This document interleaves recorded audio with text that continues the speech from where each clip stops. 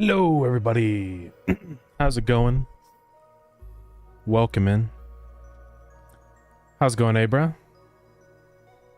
What's going on?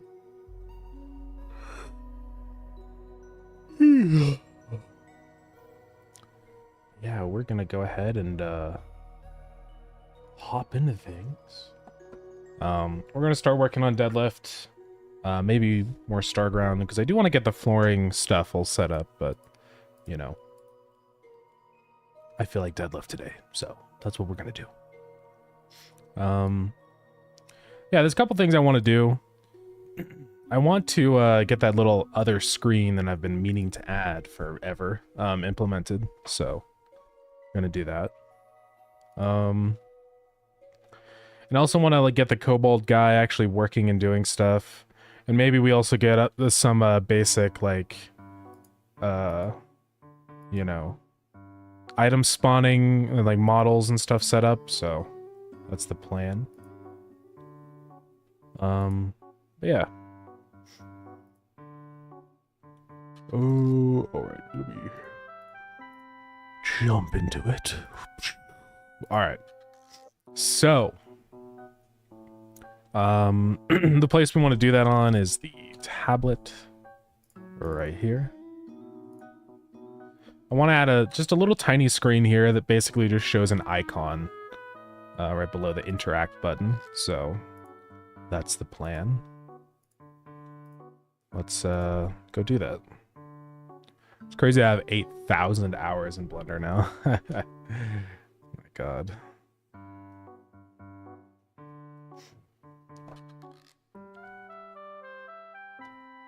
Come on, Blender. Alright. It's probably in here. Yeah, tablet. This is not the same tablet, is it? Okay, no, it is. Alright, so we're just gonna do a little, like... How do I want to do this?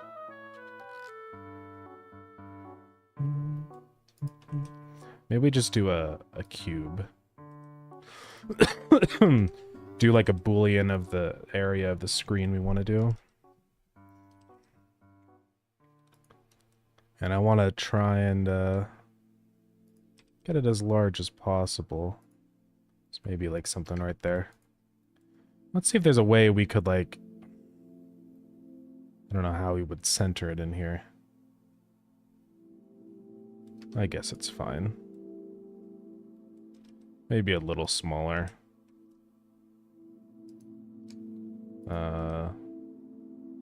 Like that. Okay, now we're gonna do a boolean. This one. Boom, boom. Now there we go. So we're just gonna apply that boolean. Now I have those vertices I can play with in here. I'm gonna do merge it last. Oops. Merge it last. Then these vertices we're going to delete. Bye-bye. Alright, so here's our screen. I want to bevel these vertices until I feel like it's right.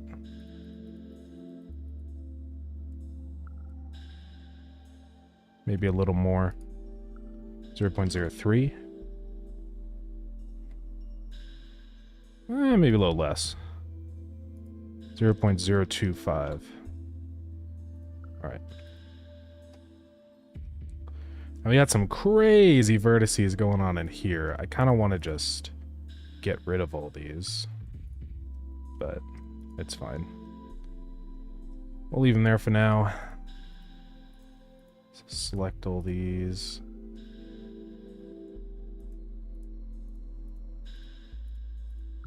Boom. We're going to extrude, then shrink. Now something I want to do is actually expand these so it fits the curve better. Let's just do 1.5 or something. I think that's what I want to do.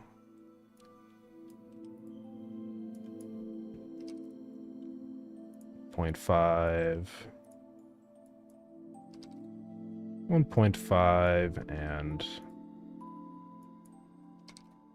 1.5. All right, so now we got this inner frame. We can just set this back like that. And that's basically it. We just need a plane. So let's see, we're just gonna rotate this on the x-axis like that. Subdivide it a bunch.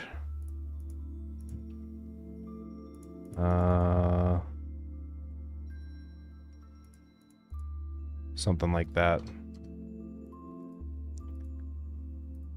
Now we're just gonna grab the center vertices, which is right there. Turn on proportional editing and make it warped.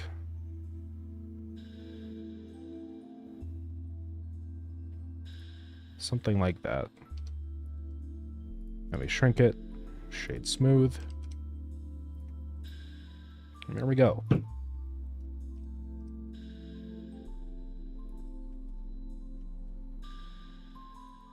So yeah, this is all we really need, just a tiny little monitor to show, like, you know, the item you have held. Just making sure there's no gaps, which there is right there, so let's fix that. There we go. Just like so. And I'll probably be pushing this up more, because I'm not sure positionally where I want this at. Give me 1 second.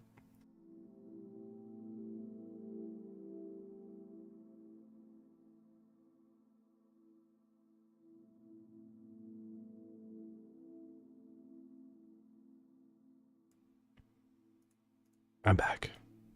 I have a burrito now.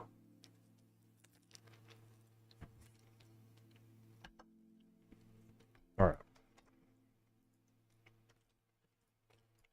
Let's see what this looks like.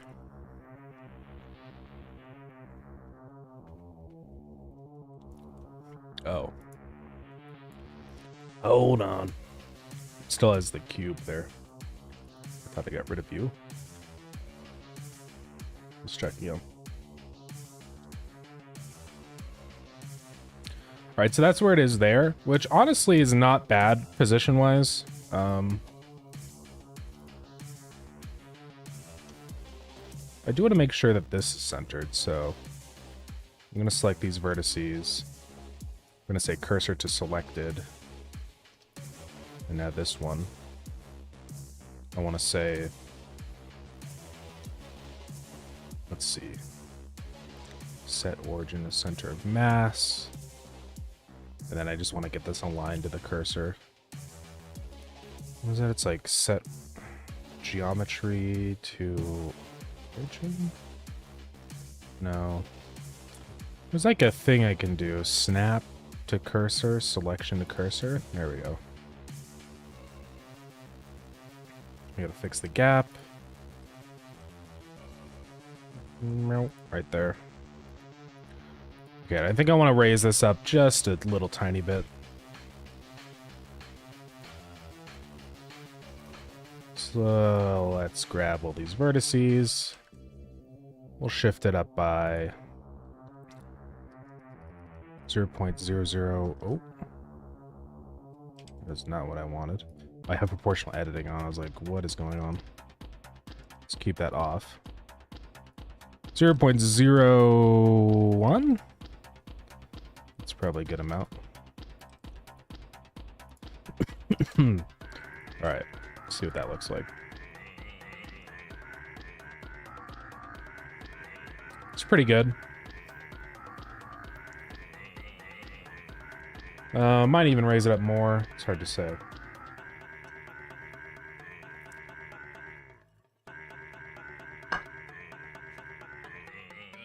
Unless I just want it directly on the side of the console.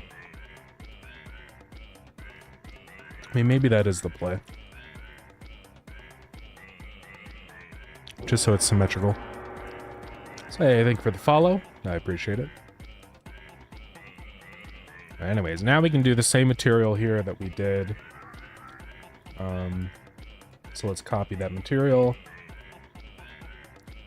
put it on this guy. Paste is unique. Do a... No, we don't need to do that. Just paste. And boom. There we are. And let's also set this to be local, because I don't want the two images becoming the same thing. So it's on. Cool. So that's going to become like a texture of a canvas, which we have over here. We're going to copy this sub viewport node now. Paste a sibling. This is going to be item preview. We're going to keep the color rect, but now we're going to add another texture rect. Let's also set the resolution of this. It's going to be like a 256 by 256 or something. Maybe even smaller. Like that. And this is going to be the item texture. Oops. Oh my god, I can't type. Alright. We're just going to set this to center. And as far as scale goes, this is 128. Let's go like almost 128, but a little less. Maybe 96 by 96. Do that divided by 2. Should be the center though. Okay, maybe not.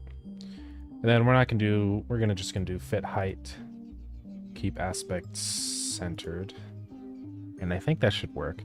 It's really hard to preview what this stuff looks like. We'll figure it out. So now down in here, I do the screen, set shader parameter. So that should be okay. Let's also rename this screen while I'm here, because it's hard to tell what this node is. Let's call this item screen. Boom.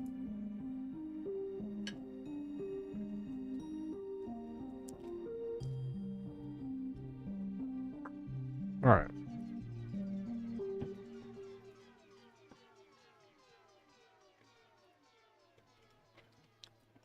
Might as well just do this here.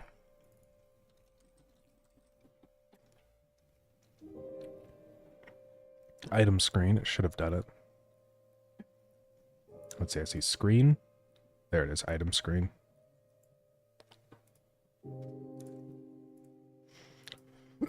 Gonna do the same thing here, but set it to false.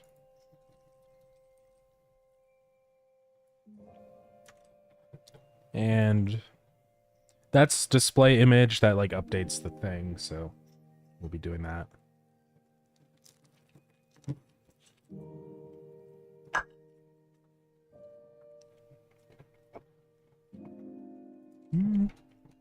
Might be everything.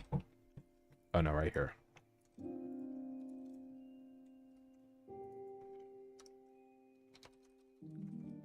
All right.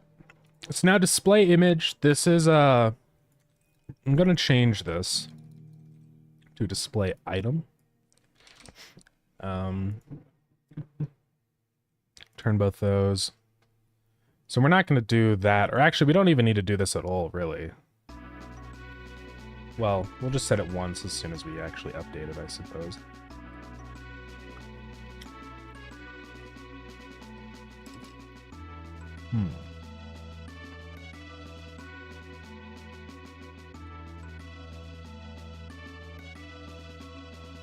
So we don't need to do that.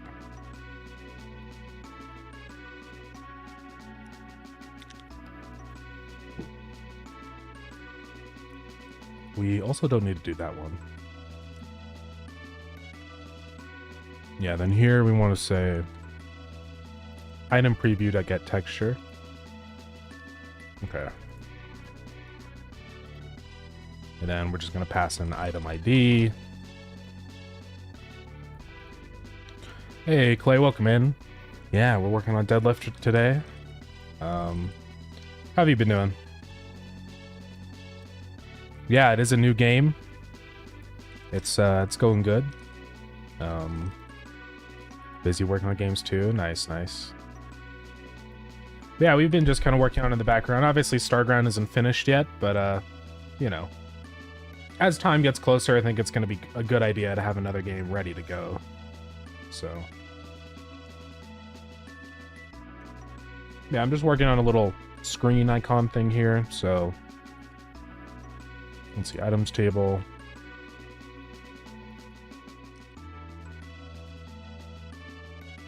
It's going to have this sprite thing here.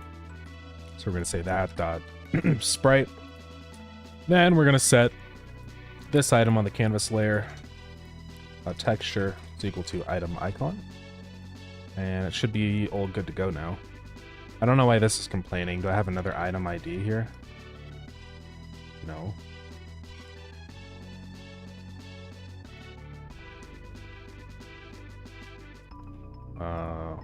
What is the error here? I wish it, like, told me.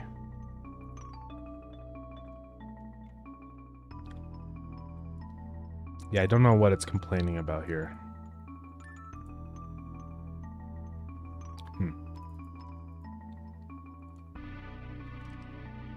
Is it because display item is already a function or something? No.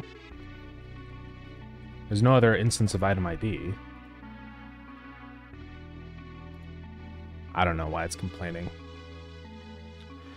It's being used. I don't know, man. Whatever. So now we're gonna run this whenever a new item has been picked up on the rover. Should work. So we're gonna go over to wherever that is.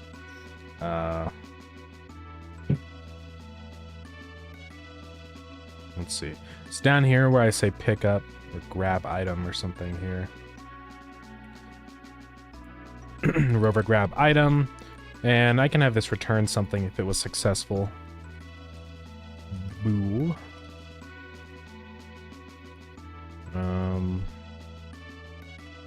Turn false.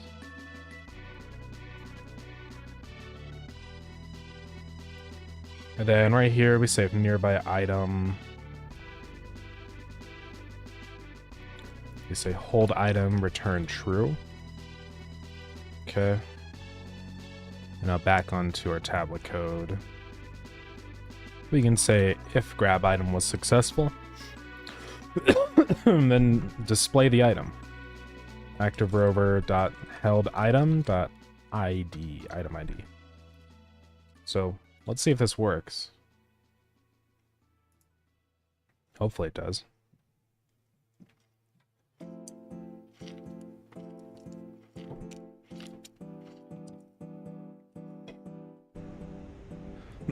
All right, it's not happy. Item screen. Apparently the material override went away. Okay.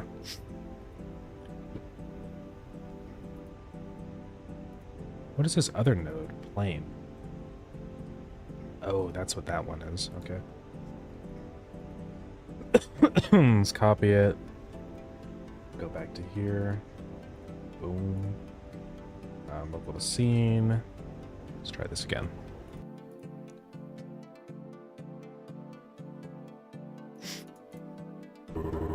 Alright, didn't crash.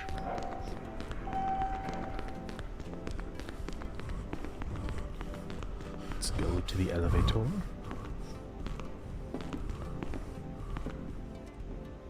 So it's showing that, which is not correct. Thought I said it's a local.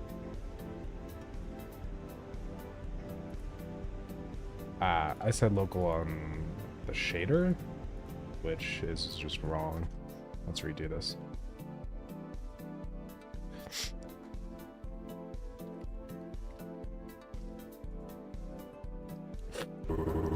Okay. Hopefully this works now.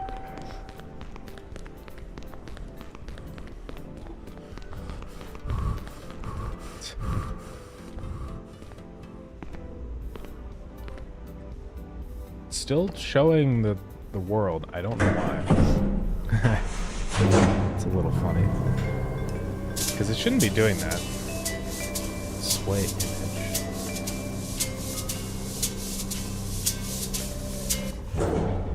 Is this the problem here? Oh. It should have been item screen. That's probably why it's not working. Alright, let's try it out.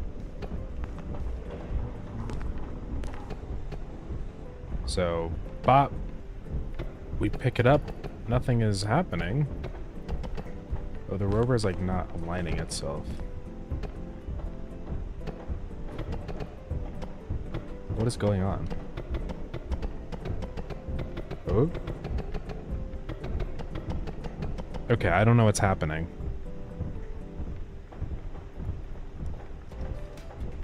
Rover? Align yourself. Okay, apparently the rover alignment now is broken randomly. That's super cool. Well, what is happening?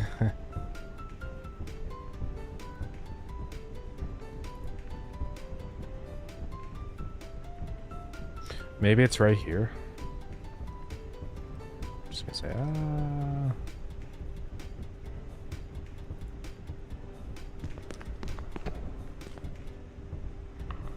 So it's not running that code.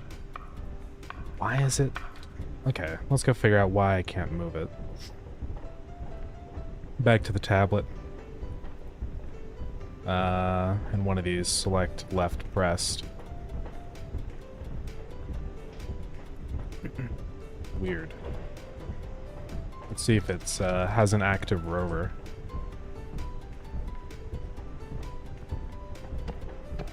Okay, so for some reason it lost its reference to the active rover.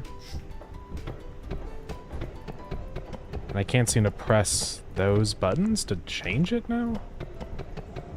Might have accidentally just made an error in my active rover selection stuff.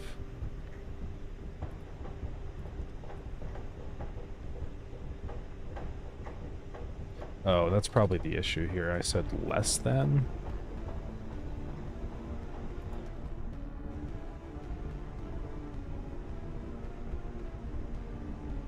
Right? No, that should be correct. Maybe it's just on the select rover script. Let's see. I'm gonna print some stuff in here.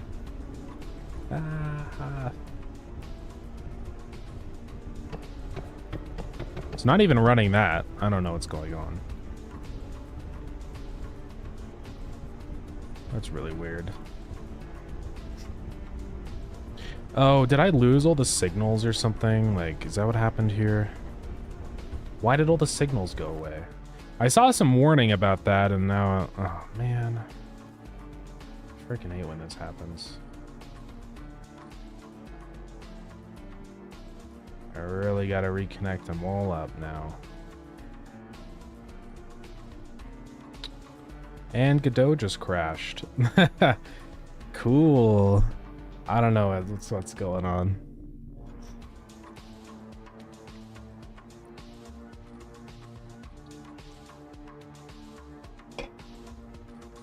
Let's try this again.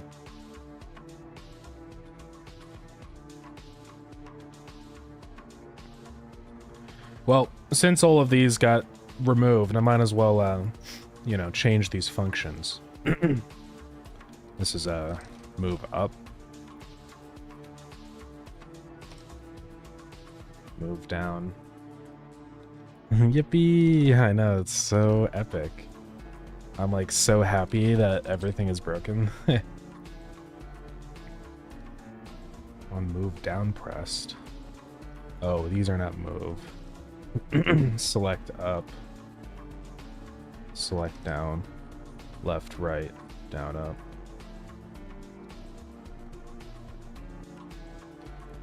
Yeah, everything is breaking. All the signals for all the buttons for some reason just like went away. I don't know why, but we're gonna figure that out.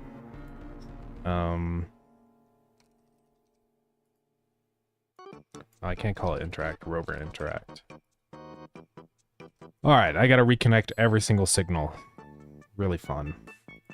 So select down. Just pressed. Let's connect to here. Shoot. I didn't do the right thing. Let's try that again. Just pressed. Connect to... Select down. Boom. There we go. Select up. Connect to... Select up. Boom. Alright. Let's see. Next things, we got the interact button. Do just pressed.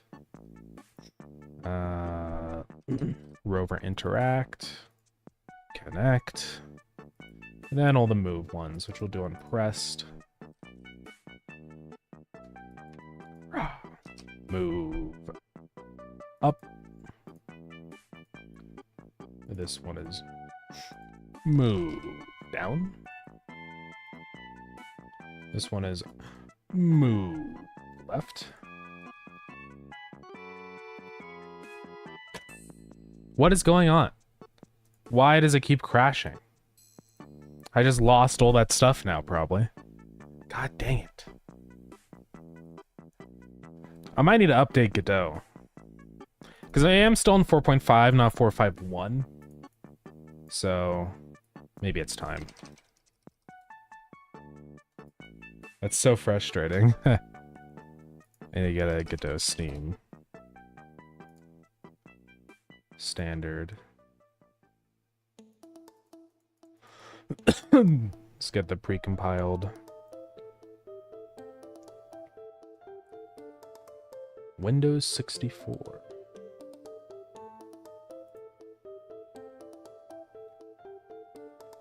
Means I'll need to redo all the Starground export things, which is annoying, but... Okay, how am I supposed to open this file?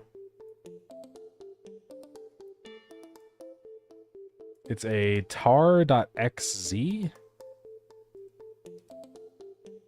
It says that it opens with WinRAR. Let's try it.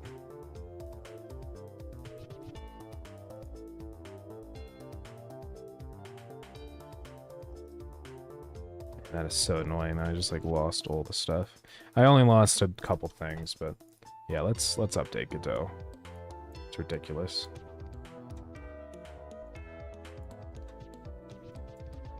All right, time to go to the Godot editor folder.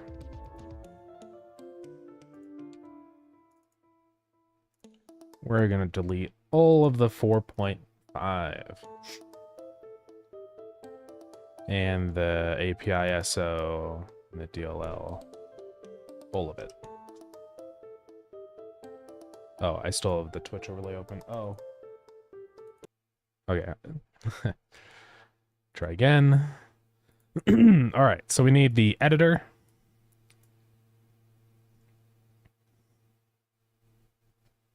Wait for that to go. We want the API 64 DLL.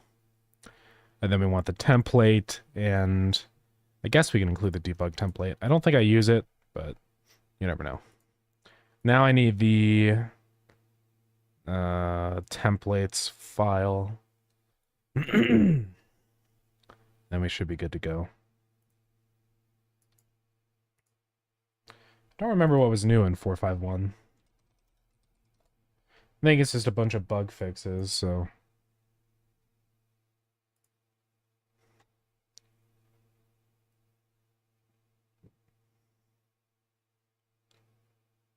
Probably. Yeah.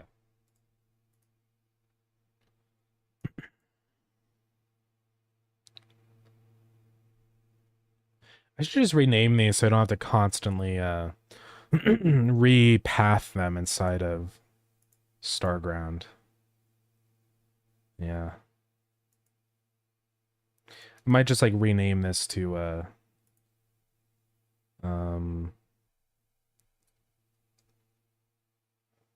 Win64 debug. And this one is just Win64. Yeah. Now we need the API ISO.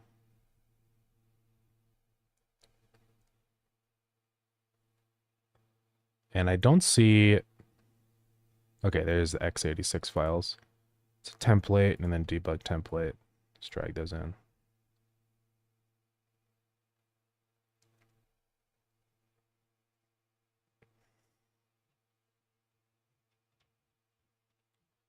All right, and let's rename these two. There's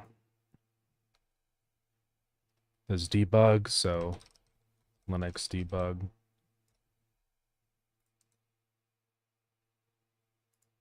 Just call this Linux. All right. Then we should be good to go. I think that's everything I need. The API, the SO, the 2 Linux files, the 2 Windows files. Yeah. Okay, hopefully this helps with stability a little bit. We'll see. It's really annoying when everything crashes every 2 seconds.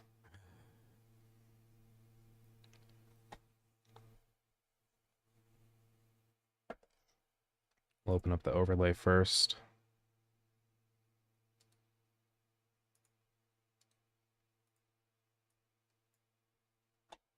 All right, get that going. And let's open up the other one. Could be that I just ran out of like VRAM or something, possibly. So maybe I need to close all of the tabs.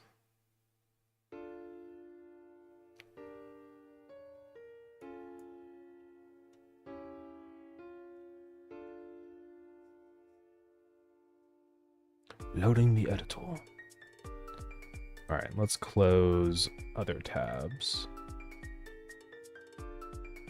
It's complaining about null material. That's fine, probably. All right, back to what we were doing. Interact, this is going to be on just pressed. Rover interact, boom. Now you have all the moves. Move up.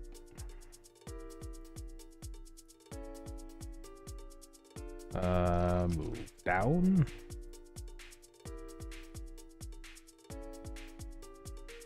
Move left. And lastly, move to the right. Let's save it. And I think that was all the signals. Stupid that that happened. I don't know why. All right, but let's try it out again.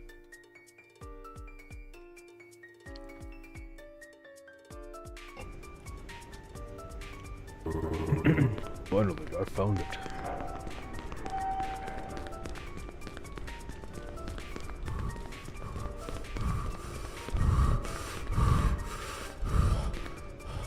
It's still showing that, like, the rover camera in there. I really don't know why. Because it shouldn't be. Because it should just be running display item. So it must be that that's still somehow grabbing, like, the same parameter. I have it set to local to scene. But maybe I also need to set the shader to local to scene. We'll give that a try.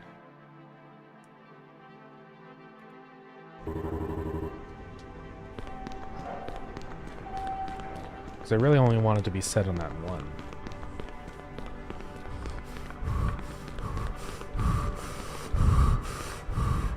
Ah. Why does it do that? Okay, it's doing that inside a display image. It's grabbing the screen material. Is it just because this material is not unique or something? Like, frick it, let's do that. Maybe now it'll work.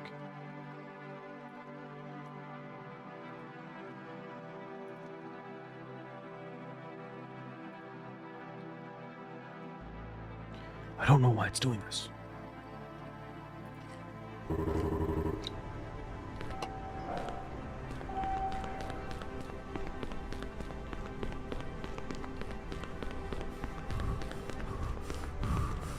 Better work. Okay. So let's try this again with the item.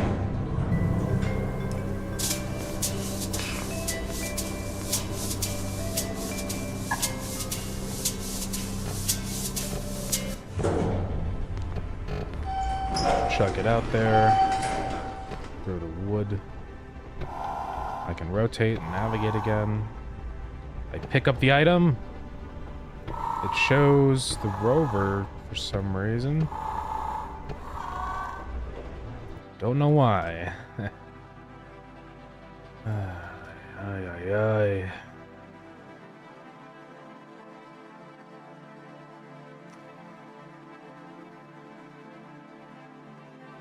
Yeah, I don't get what's happening here. It's an item screen that get surface override material, which is this one. Should be a unique material. Then I say set shader parameter image to item preview over here. Dot get texture. Unless it's because of this. I thought this was a CRT shader though. It is. Ah, but the texture on here is the problem. So that's what's happening.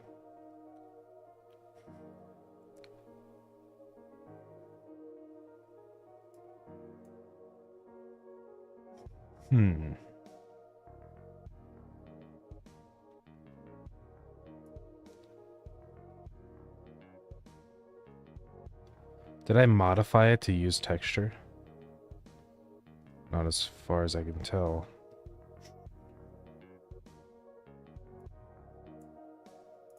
Well, that's a little bit annoying. Because I can't have... Let's see, how else would I grab this? I'd have to grab this texture from another canvas layer, which is a little silly. I would like to use the same one, but I mean, you can see if I load up like an item, it's gonna be a little tricky. It's gonna look weird. It's got a lot of artifacting and stuff going on. So that doesn't really work.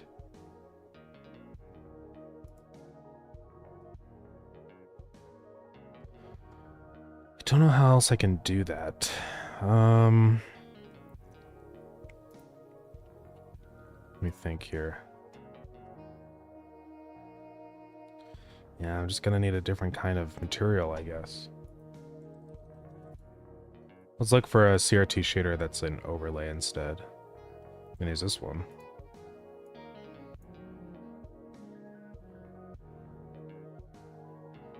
Yeah, this one acts as an overlay.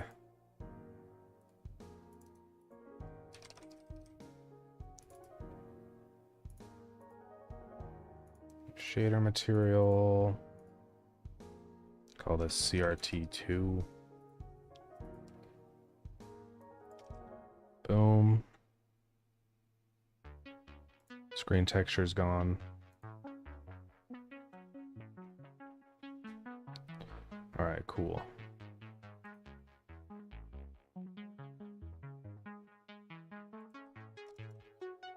Now we gotta do form sampler 2D. Your hint screen texture filter map. Yeah.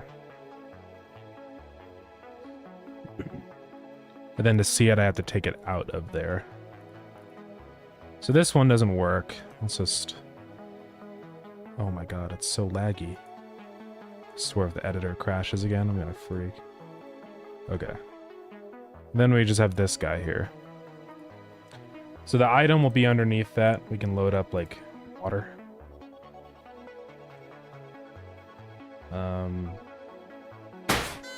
Whoa. Thank you about that. I can't see it yet. We will in a minute. Okay, temporarily, let's just make this also centered. Yo, Raymoose, thank you so much for the sub with Prime. It's very much appreciated. How's it going? There we go. Now it's set to overlay mode.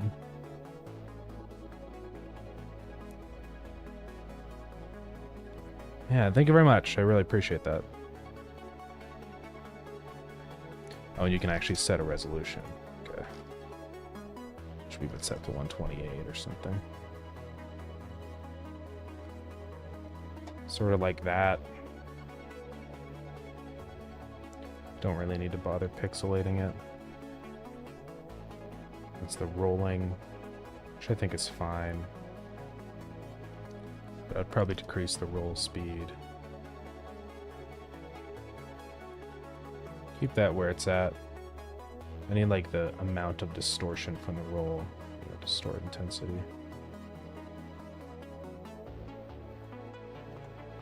And then a little less noise. There we go. So I mean that works, but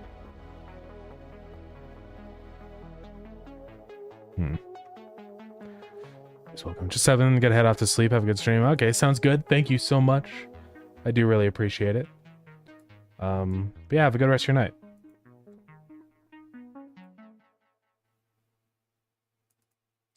Shaders and overlay. I want the shader effect nose below it, and CNR you set overlay to true. Okay. Well, this one seems fine. I think I can probably get rid of the warping. I don't really need the discolor. Let's turn off the warping, because the screen itself is already warped. And then there's these, like, pixels. You got scan lines. That's set to 0.4. That's what those guys are. We can keep messing with that stuff. It's Kobold. It's a new entity in the game that we're gonna program in the AI for, so we'll be doing that in a minute. I just want to get this, all this shader stuff set up properly, so this has been a little funky. Let's call this CRT overlay. So I wonder if I could just do the same thing on this one too then. Just thinking how this is gonna work. Because then what I could do on the rover is instead of I mean, I guess that has to have a sub viewport so I can define the resolution. So it doesn't even really matter. Google searching Kobold AI shows a not safe for work chat AI. Really? That's kind of funny. It doesn't mean that at all. So, Kobold just means like a little goblin guy. It's like a enemy in Dungeons and Dragons and stuff. It's basically just goblin.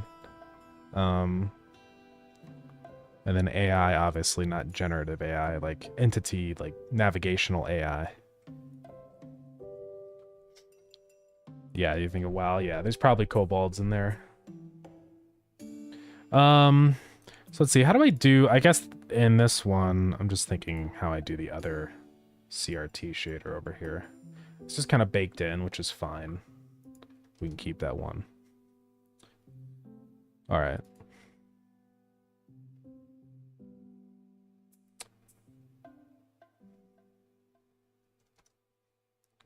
I mean, I don't know which one looks better. I'm not sure, but it's fine. Okay, so resolution is set to 128. We can actually see a preview here, which is very convenient. So, that looks pretty good. Let's give it a try now and see if it works. Hopefully it does.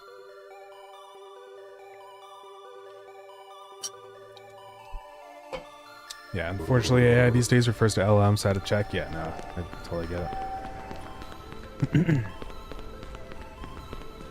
Yeah, it's too bad that that word has been, like, tarnished, you know, because it really doesn't mean generative AI. Like, AI is just a blanket term for any kind of, like, algorithm, you know? So...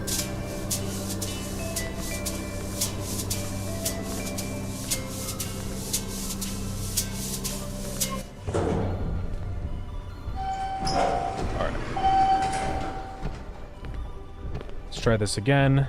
Bop. It displays the item over here. So that works pretty well.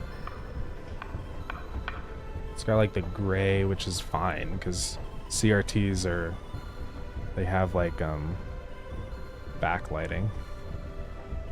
Let's tweak this shader now that it's working. We can mess with like we could turn on discolor, which would be fine. I kind of like that a little bit. There's the pixelate mode, which really doesn't do anything. We could always lower the resolution more. Sort of like that. Just so the pixels are a little more obvious on that screen. I might also use the CRT shader for this main screen too, possibly. Let's do 64 on that screen, I think. So let's also change this resolution to 64. Sort of like that. And then the item, we want to decrease the size to like 48. Keep it centered. For some reason, I reset the size. There we go. Are the items just data you move around from world to the small screen, or is it a node that you place in the viewport? Let's see. Items, just data you move around from world to the small screen. Yeah, like the item that's being displayed here is the item that's on top of the rover right here. So that's what's going on with that. It's just displaying what are you currently holding, essentially. But yeah. So Eilerton Studio, tell me if I pronounced that right or not. Welcome into the stream. Okay, so I think we'll use this same overlay thing over here too. Let's just because I feel like doing it. So this, I guess, instead of being a color rect and setting all this stuff, we'll probably just set the texture. Let's just hide that one in case we ever want to use it again, but we'd get a texture rect here. And this would be set to full rect. And then copy our CRT overlay.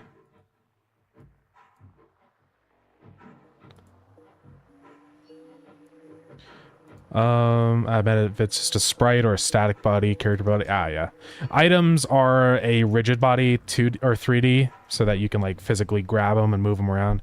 Inside of that little screen, it's just a texture rect node, so it's just a static sprite. But it's nice because the items are sprites and also 3D objects, so it means I can just use the regular quote-unquote 3D sprite as the little icon on the display, so it makes it really easy. My name is so hard for other languages, but you said it correct? Okay, nice. Just want to make sure.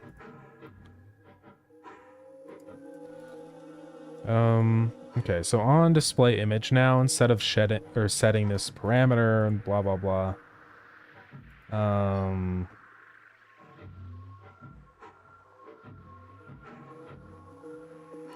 Let's see, that's fine, but here now I want to do for this image, just say texture rect dot texture is equal to image now, and hopefully that should work. Let's see what it looks like. Oh, the CRT overlay is not expanding. There we go. So that's what that looks like now. And I can change the settings of this one. Let's say make unique. I should be able to change these. So like resolution is 640 by 480. And I want to do... What was the other thing? Oh yeah, pixelate on.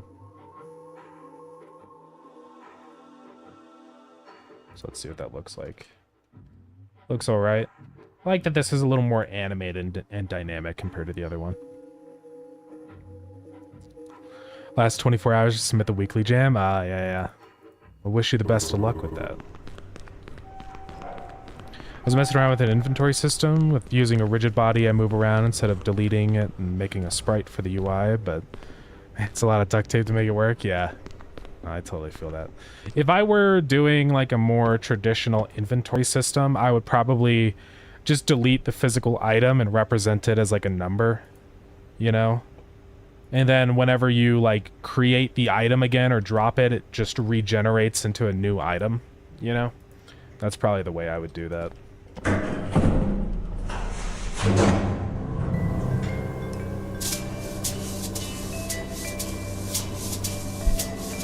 it's over for shaky. I want to see what this new effect here at the CRT looks like. Kind of like it. It looks like it's more accurate. The other one, for some reason, was like too bright. I don't know why. Let's check the item thing again really quick. Bop. That one's still the same, so we're good there. Now we can keep tweaking this and make it look cool. Actually, we don't need to pixelate this because it's already 640. So let's just turn that off. I do like the rolling. The grill opacity is making it quite dark. But down here we can up the brightness. Which I actually kind of like the like really bright, almost overblown look.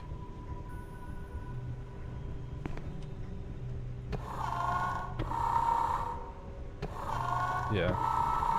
And there's warp amount. Oh yeah, we don't want any warping.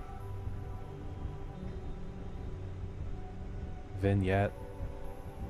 Let's get rid of the vignette. Oh, we can do it anti-vignette. Crazy.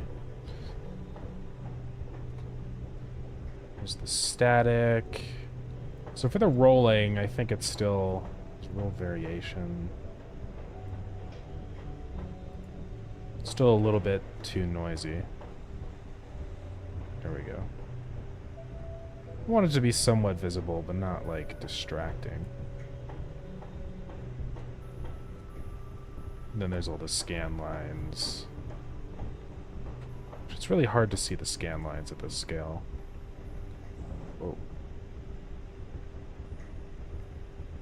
That's making everything red shifted. Let's set that to 0.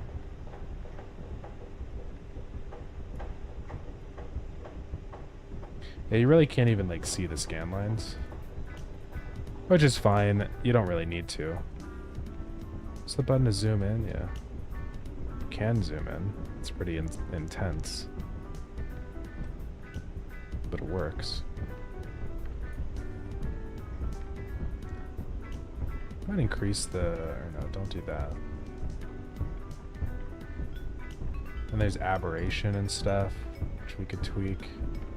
Which is kind of cool. I do like a little bit of aberration for sure.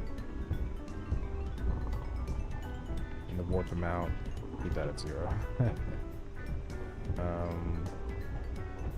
I think that looks pretty good.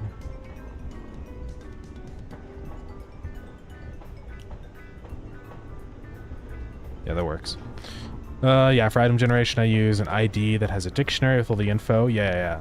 I think that's always a good way to do, like, to store item data. I always keep, like, the two things separate. So the data of the item is kind of separate from its, like, the actual thing that gets stored, if that makes sense. What is all this? Oh, it's complaining about FOV stuff. Was it just that the FOV got larger than... yeah.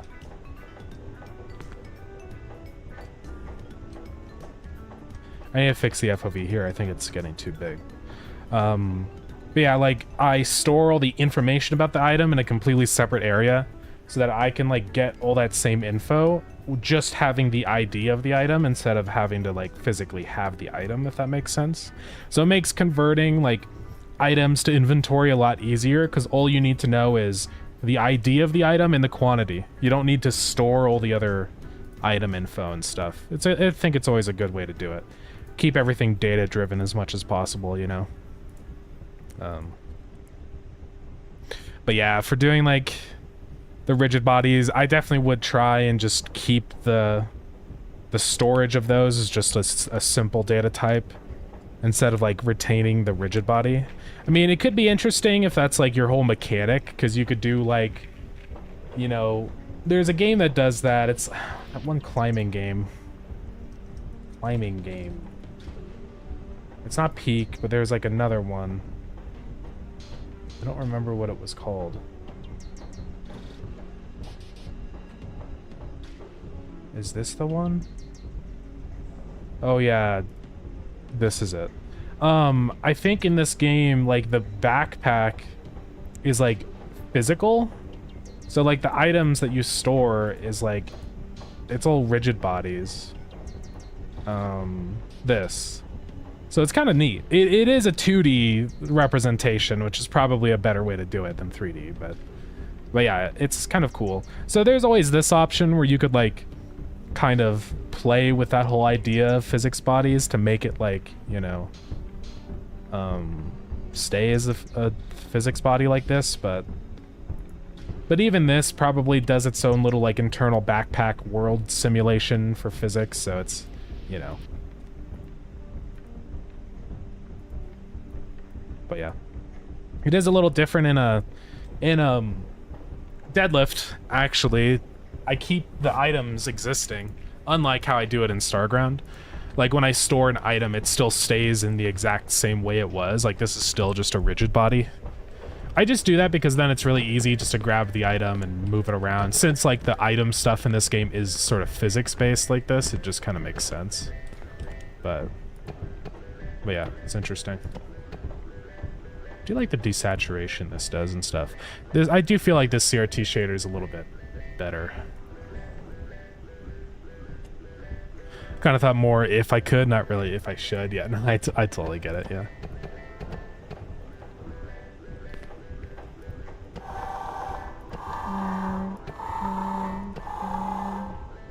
I wish I knew what the, like, algorithm it's using for that desaturation is. I'm not sure. I could look inside of the shader and see. It's probably like, because it would be cool if I could control the way that it does get desaturated.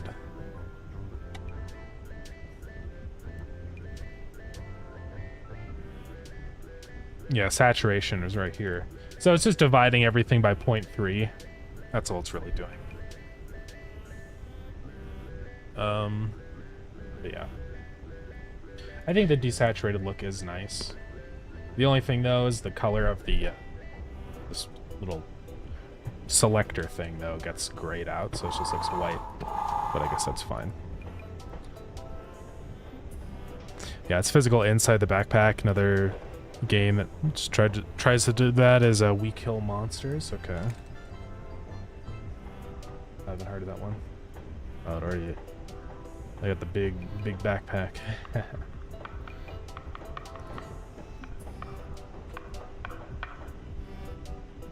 Yeah, I mean, it's kind of a neat mechanic. I don't see the backpack in action anywhere here, but bet if it's maybe in the trailer.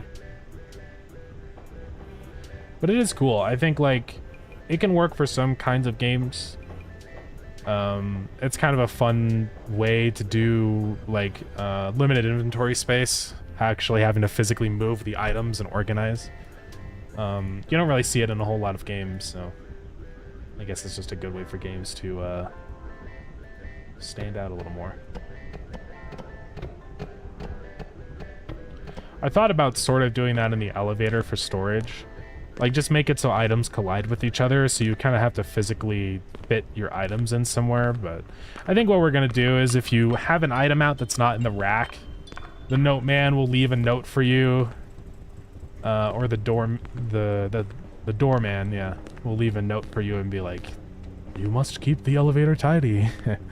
So there's a devlog on Twitter that yeah, shows the rigid body feature in the backpack. That's cool. Yeah. Visually, that game makes me think of Outward. Outward. This one? Yeah, I could see it. Interesting.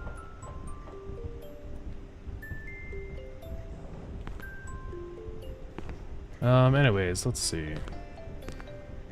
So, one bug that we need to fix. Outer's pretty cool about that. Yeah. I noticed that when I pick up this item, the rover, I believe, thinks that it still has that item being held, which is why it doesn't highlight it. So what I need to do is just go ahead and go into here and do some more code for when I pick up the item from the rover. There's probably a signal I have on the item slot. I think there is one. It's item change. So I can connect that back up to the rover and then recalculate some stuff. So let's just say on ready. We go into the rover scene. Item slot dot item change dot connect. Update item. Now let's have this function in here.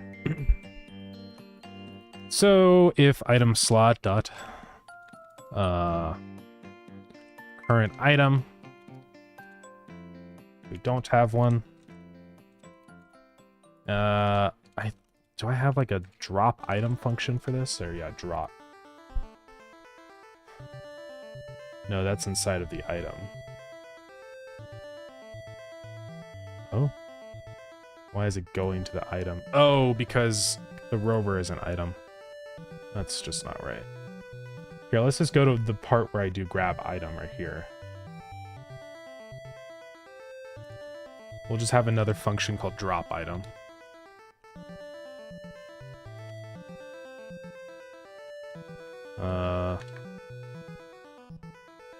Let's snooze that ad.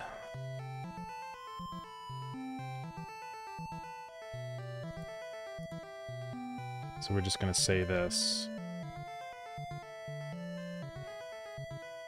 And then I'm gonna say do that, and held item is equal to null. So if we have an item already, say drop item, and then we say grab item again. So held item is that, item slot, hold item. Okay.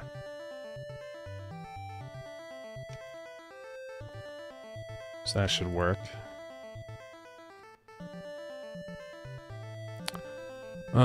It's too slow for my taste. Still waiting for Outward 2, yeah. Outward has a big tutorial that shows you all the mechanics of the game. Oh, yeah.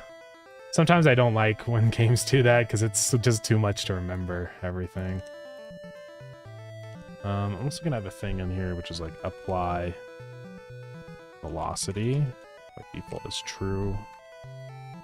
Let's say if apply velocity. Alright, so now here on update item, if there is no item, then we say drop item. What is this complaining about? Don't return a bool. So I think that should fix the issue. And also in that case, I need to do... I think I'm going to change the way in which I actually do the display item thing. I'm just going to connect up a signal to the current active rover.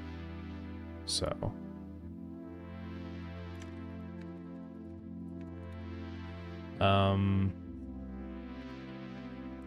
let's see, active rovers equal to...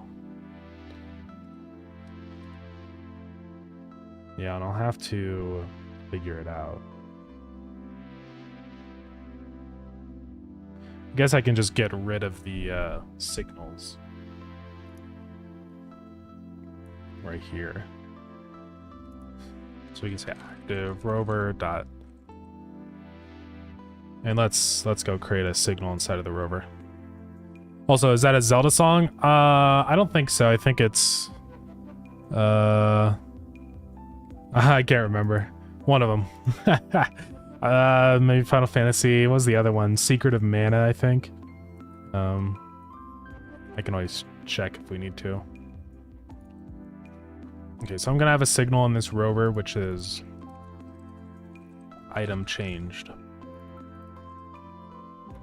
So when we say grab item or whatever on the rover,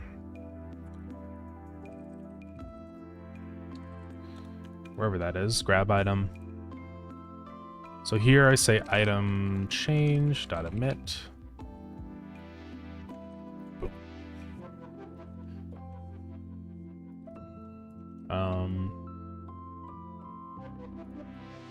Let's see. Yeah, and we just do the same thing over here, item change dot emit. back to our tablet.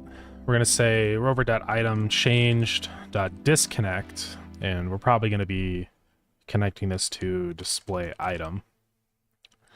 And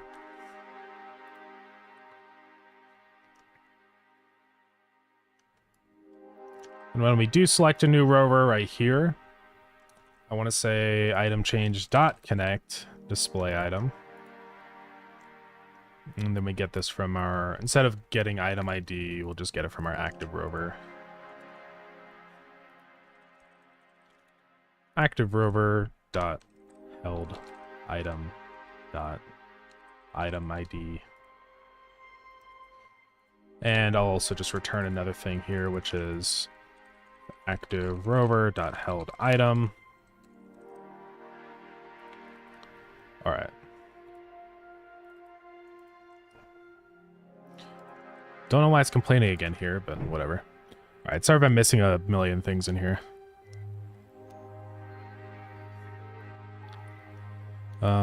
So hey, Ryan, what's up? Welcome in. How's it going?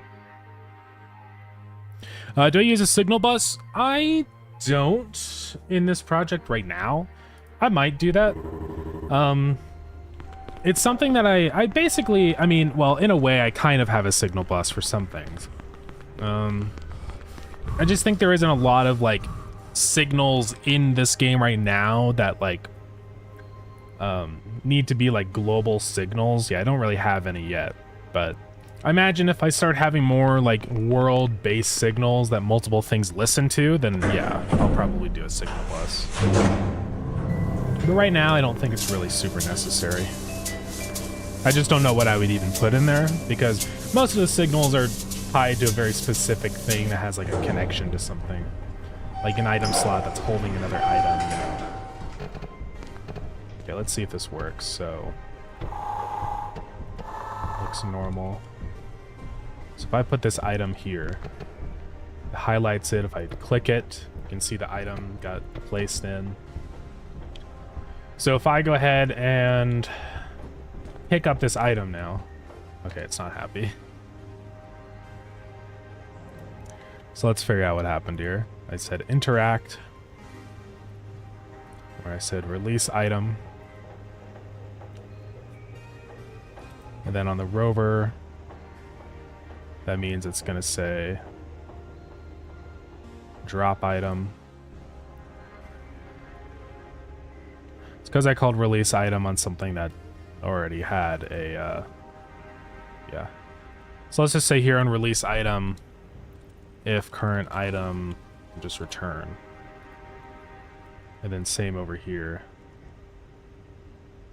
Well, actually, that one doesn't matter. Okay, well, let's try this again. So rover, pick up the item. If I pick it up now and drop it again, you can see it didn't work. So we got to figure out why that's not working. So we got an ad going on. My apologies. So why did that not work? I think it's just because this wasn't active. That's the issue here. So I need to make sure display item gets updated right when I also pick up the tablet. I think that's really the problem here. So just say display item at the end there. Let's try this again. So now it should show nothing. Okay, it's still not working though, which is odd.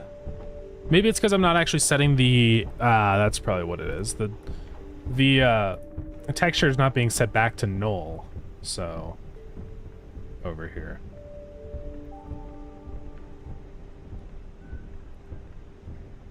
So, if I don't have a held item, instead of just returning, I will return, but I want to actually set this.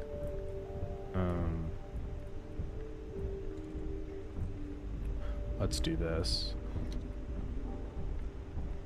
Otherwise, that should just be equal to null. Then we do all this stuff. Let's try that again. Yeah, so now it shows nothing on the item. If I click that, it shows the item. If I grab the item from the rover, Boom, no item. Okay. But it still shows that it's like on, so that's something that I do kind of want to correct.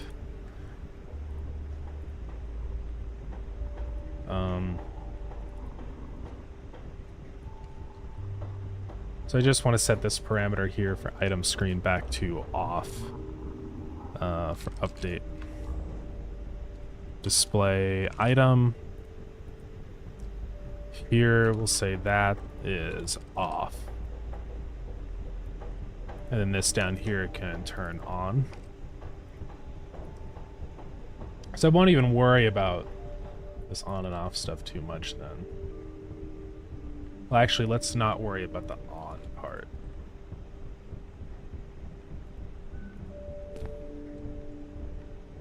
Still shows the item, but here now if I drop the item...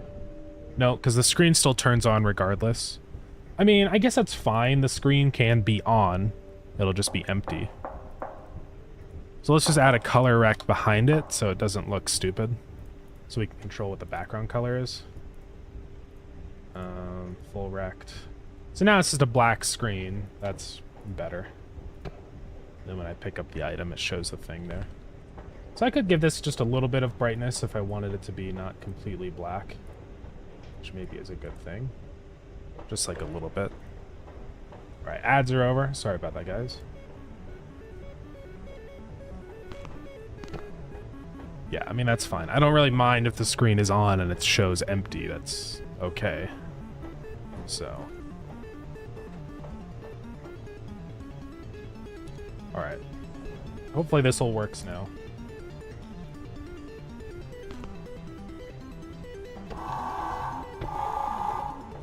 Press the thing. It shows the item that I currently have held. Okay. Drive around. The brightness level seems pretty good. I think it makes sense that the rover vision is like a little bit brighter than what I can actually see as a player, so. Because I want item hunting via the rover to be like easier, right, than going on foot. That's the whole idea of the rover. So we can just go look for some items now. That's a dead end. We'd be able to customize the rover. Yeah, like add cat ears and stuff. There is a whole mechanic planned out for rover upgrades, so there will be ways to modify your rovers. It would be kind of funny to have like a cosmetic slot, so maybe we'll do that. Who knows? Okay, see, it highlights this item, so if we hit the button, boom. Oh, it's because here held item was already null. Interesting. So what happened here? Let's find out. So rover interact, it says grab item. So I said grab item, so that calls drop item. I'll just say if held item instead here.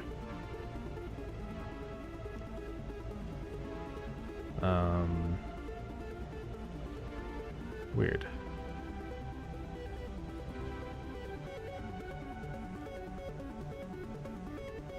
And here it all just died.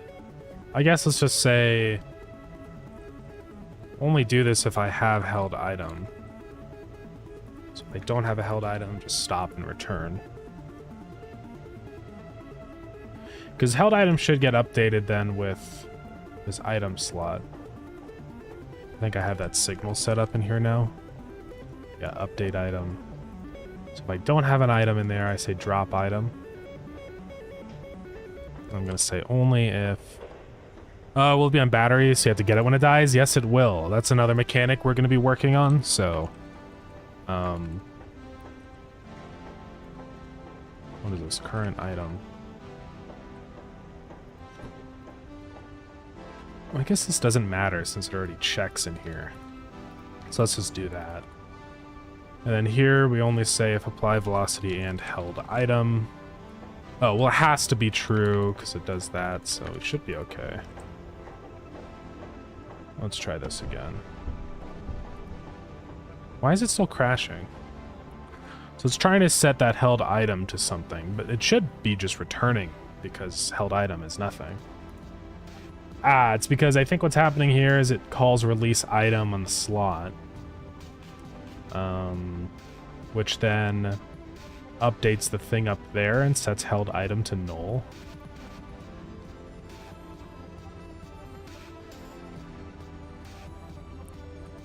But it should just be calling drop again. Yeah, it's a little confusing. So update item. So it's going to call this, it's going to call update item again, and then held item. I mean, it should be okay.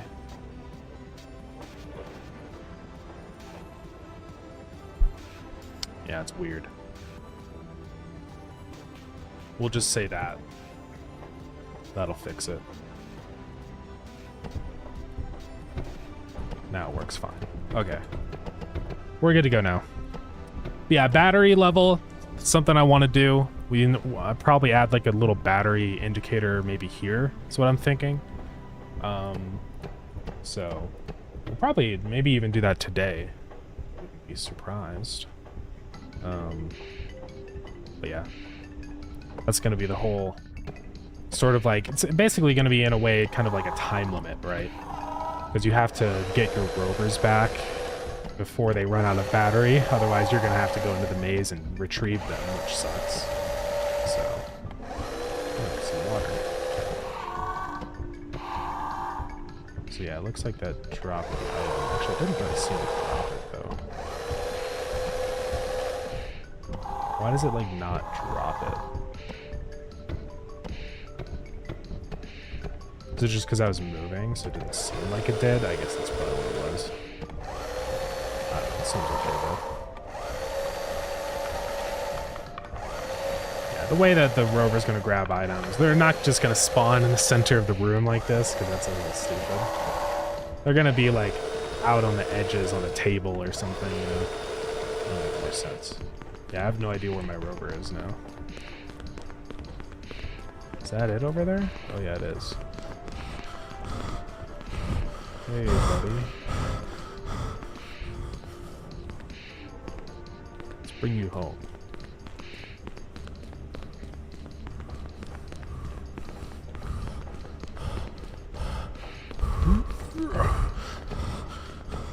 Alright.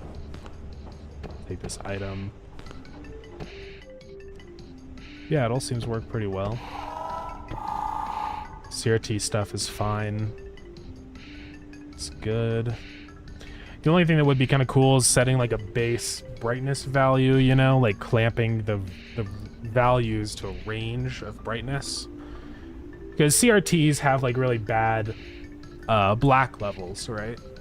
Like you don't really ever see a CRT that's just pitch black in the background.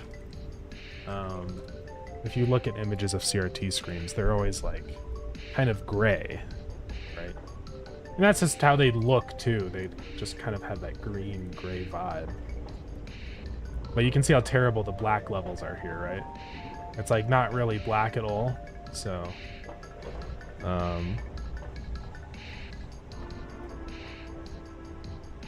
so it would be kind of cool to emulate that.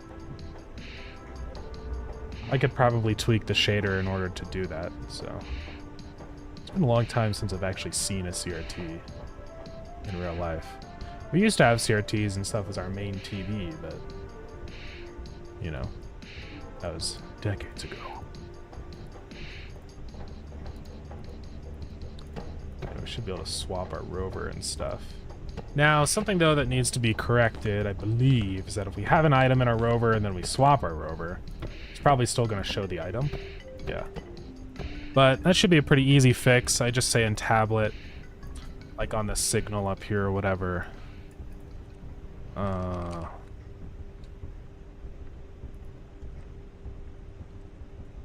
see, active rover. It's like in select rover or something. Right here, I do all this and I connect display item. We're just going to say at the very end, if active rover, say display item. Just to update it as soon as we change rovers. So now you can see, boom, it shows the proper item being held and stuff. So I think that's mainly everything that we really need for the rover stuff. In terms of the items, item grabbing, collecting. Yeah, the next thing for the rovers is adding the battery level. I need to add text to all these buttons and stuff. Like, I don't like how these kind of look stupid right now. And this is supposed to be like a... Whoa. What did I just do? I think I just soft-locked the game. What happened? Whoa. Why is it... What? Why does it have physics now? What the... Okay.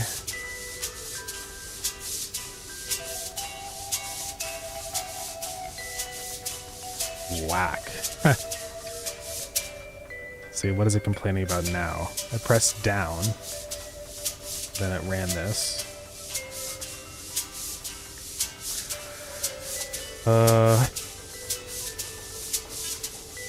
New rover, what is that set to? Null. Yeah, so it should have just said active rover. Trying to assign invalid previously freed instance. I don't know why. Active rovers is set to... Why would that be a problem?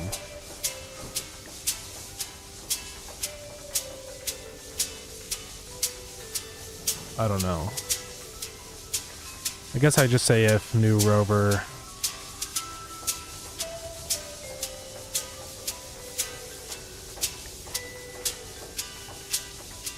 Then I just say new rover is null.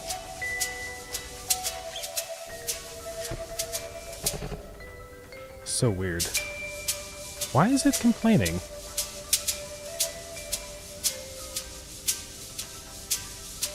Oh, it's because, I have to make sure, only connect this if the new rover is actually real. That's probably the issue. That's probably the only issue, yeah.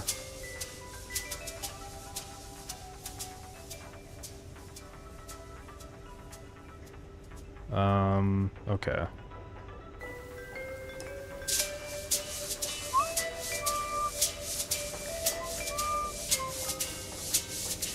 Let's try this again. Alright, that seems fine now. It's a little funny.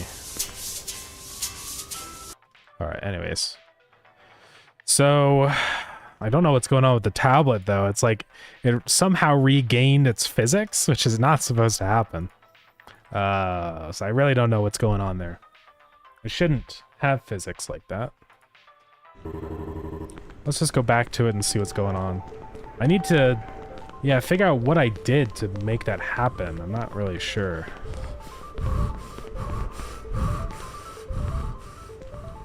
Because it doesn't have physics right now, so... Seems okay. It's like I clicked on it at the same time or something.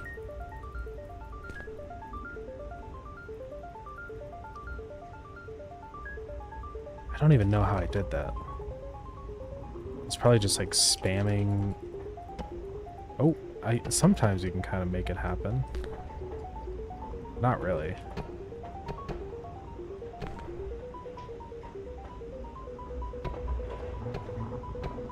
I don't even think that was what happened. I have no idea what happened. I think that might have just been a weird, funny Godot moment. Where since I had the game open while I was editing code, it like broke things. That's my guess. But I don't really know.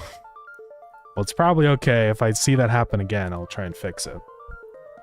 Alright, next thing. Let's do the battery level on the rover. Why not?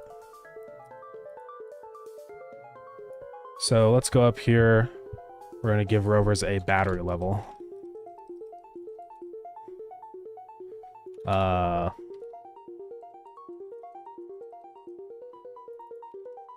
I'll just call this battery the maximum battery.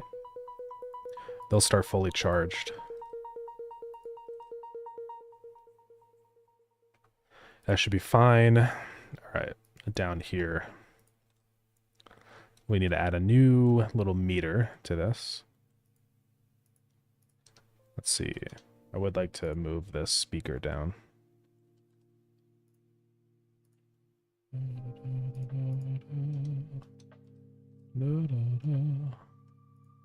Let's move it minus 0.01.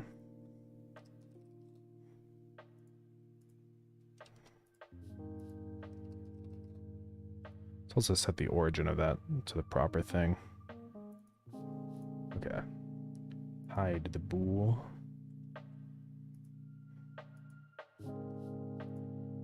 I don't like these buttons being in the... There we go. Okay.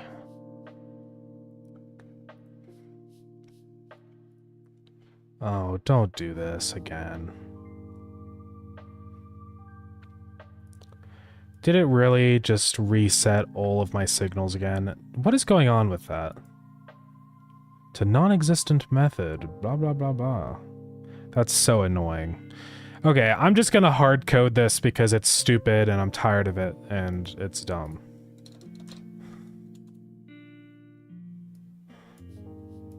We're just gonna do it this way because I'm tired of this deleting its own signals. It's just dumb. Why is it doing that?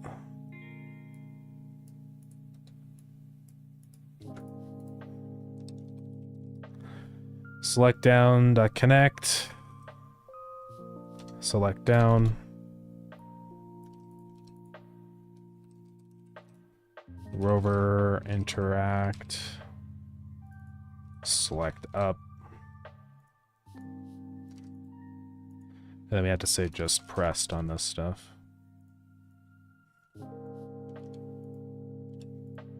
And these are just on pressed. Connect.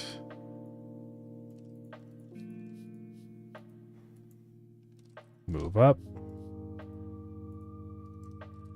Move down. Move left. And move right. Okay. That shouldn't happen anymore now because I'm just hard coding the signals. It's dumb that it's just deleting all the signals. I don't know what's happening with that. To non-existent method. Rigid body move up. I don't know why that's happening. It's like just for a frame or something, it thinks that the script is not attached. And then it's like, oh, I don't know. I guess I'm just going to disconnect all the signals. So whatever. All right, time for our little battery display. I think this should be a really easy one to do.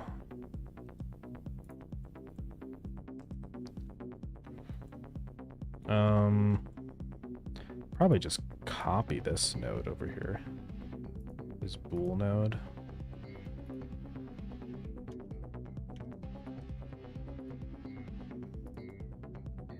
Like this, and then call this, what do I call this? Blah, blah, blah, blah, blah, blah, blah. Battery meter.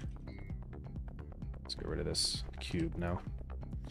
Singleton bus from my... Yeah, I mean, it's fine. I've got it hard-coded now in the ready event, so it won't ever happen again, but it's just...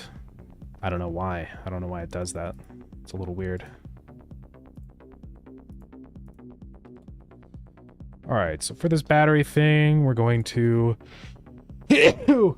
Excuse me. I want to inset the front face here.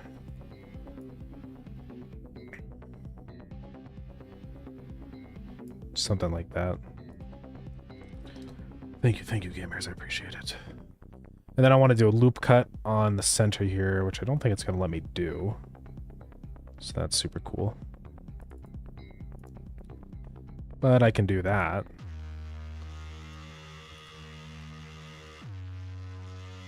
I guess. Singleton bus, what is that? Basically, it's a script that just has a bunch of signals in it that it's a singleton, so anything in the project can access it from anywhere in any script. It's just kind of having like a big master area to have all of your signals in. So Okay, now I need to grab all of these edges and somehow make them large.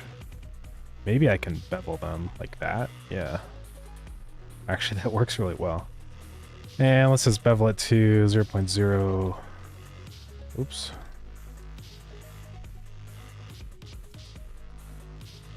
So that's 3. Let's go to 4. I'm thinking 5. Like that.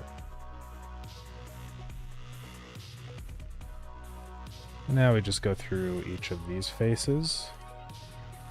Instead of deleting them, let's just do extrude back. And there we go, we got a little battery display.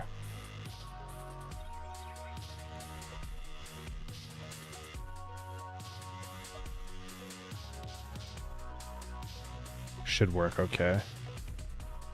I don't want to give these like back faces so that they're, I can make them black. Let's do that. Oops. We don't really need this face back here anymore, honestly. So let's just delete it.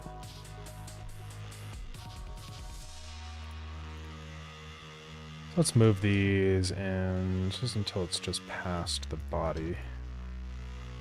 Just like that. And then let's give these some new materials. Let's first just do, call this metal, and then these guys, assign, call this black. All right, battery indicator. I was trying to rig animations in Blender. Animation and rigging, I think, are like probably the two hardest things in Blender, in my opinion. It's just hard. Because you have to be really good at just everything in Blender as a base minimum. But then on top of that, you have to like know how to animate. And rigging, honestly, is kind of like its own entire like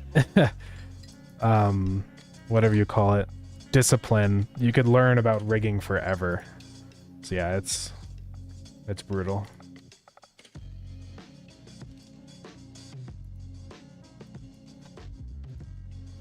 I still really suck at like doing rigging and stuff. I don't know. I can't do it. It's hard.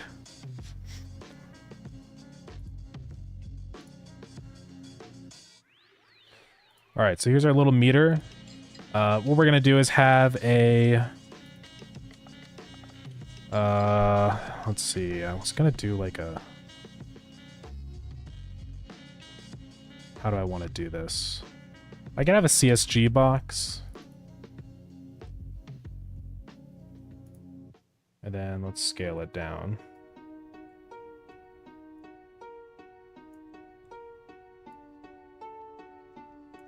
Then I'll just have this expand and shrink so that it tracks the current level of energy like this. I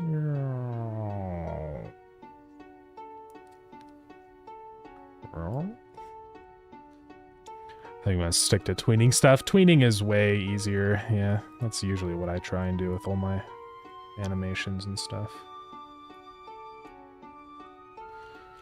Alright, so let's give this a material. We have that green LED material. Which I might swap this out. I might change this at some point to make it look cooler, but it's fine right now. Now, gotta handle the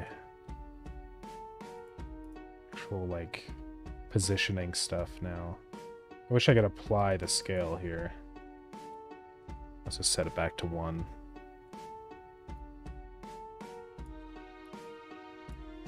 And we gotta resize it.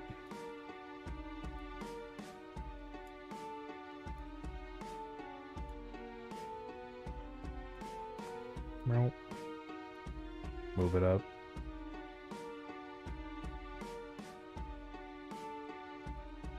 So it'll start at its full value, which is like this.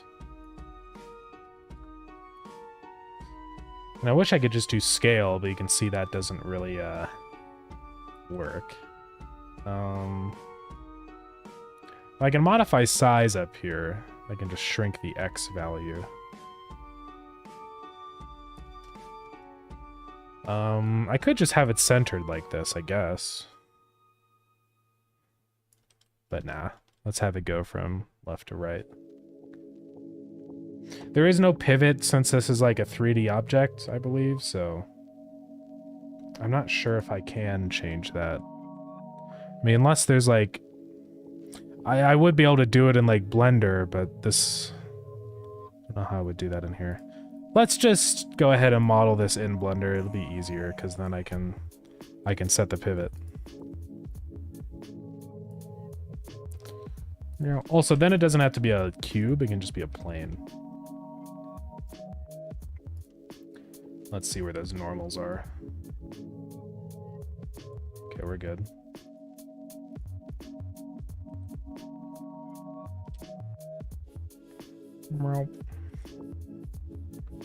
Okay.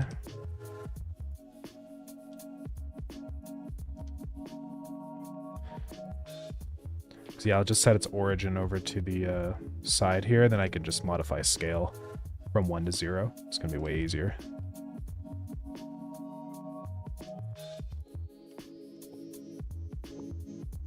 Nope. Just like so. Let's go side view.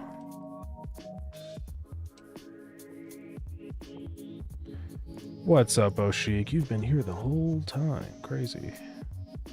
But how's it going? Alright, origin of 3D cursor. Now watch this. Also, I'm gonna rename this to meter. So I should be able to just grab it and set the scale. Oh, I have to apply scale really quick. Whoopsies. Resave it. So watch this. Boink. Works pretty well. So that'll just be set to whatever battery level is for the scale. Pretty easy. So let's go do that. Yeah, we're gonna be working on his navigation AI and stuff. We're gonna be doing that in just a minute here. And I don't mean AI as in generative AI. Like, I mean AI as an actual AI. Okay, so we're gonna check here if active rover. Then we're going to say meter.scale.x is equal to active rover.battery. And we could do maximum battery divided by battery, but that's fine. And I'll do some basic clamping here and stuff so it doesn't end up being stupid. 0 to 1. That's if we have an active rover, otherwise set meter scale to 0. Here, we can just do this. Set it at 0 at the beginning of every frame, and then we set it here. Alright, let's see what this looks like.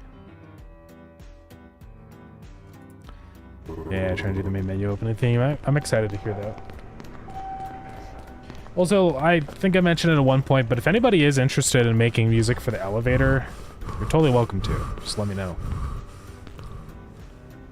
Full battery. I'm probably going to redesign this tablet a lot, because I think it does look a little goofy right now. It's just because I've been focusing more so on, like, just getting the basic instruments in, instead of, like, making it look good. So we'll probably be modifying stuff.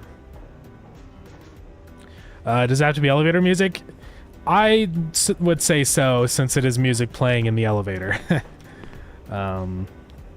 That would probably be a requirement.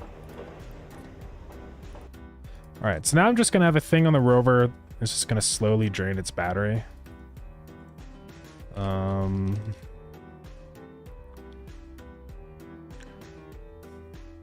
just say, like, whenever it moves or rotates or anything, that's when we drain battery. So...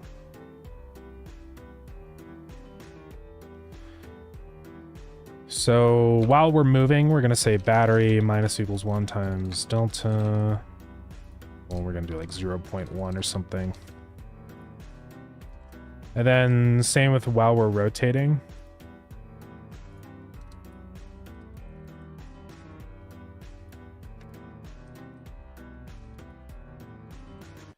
We'll subtract our battery.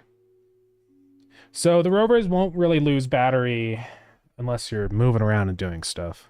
So let's try it out. I can send a preview to see what I need to change to fit the theme better. Yeah, you're totally welcome to if you want. Eerie elevator music might be cool. Yeah, I mean, I think the elevator music, I'll probably do some heavy distortion on it so it sounds a little creepy and spooky. But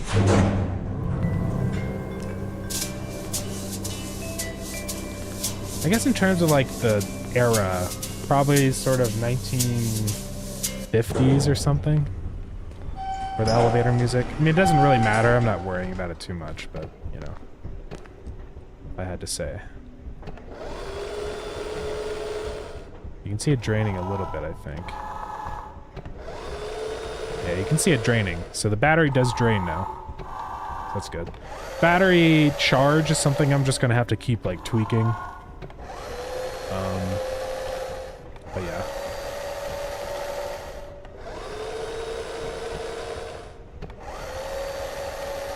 You're looking for historically accurate elevator music? I mean, the more real, probably the better, because it'll just sound more, it'll fit in with everything better. But it's not like, you know,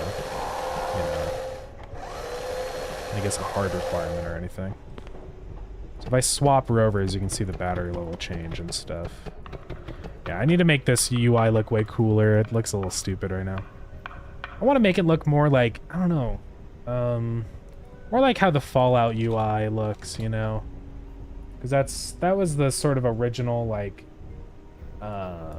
reference we sort of use. Like, not this UI, but like this stuff. Because I think it just looks epic.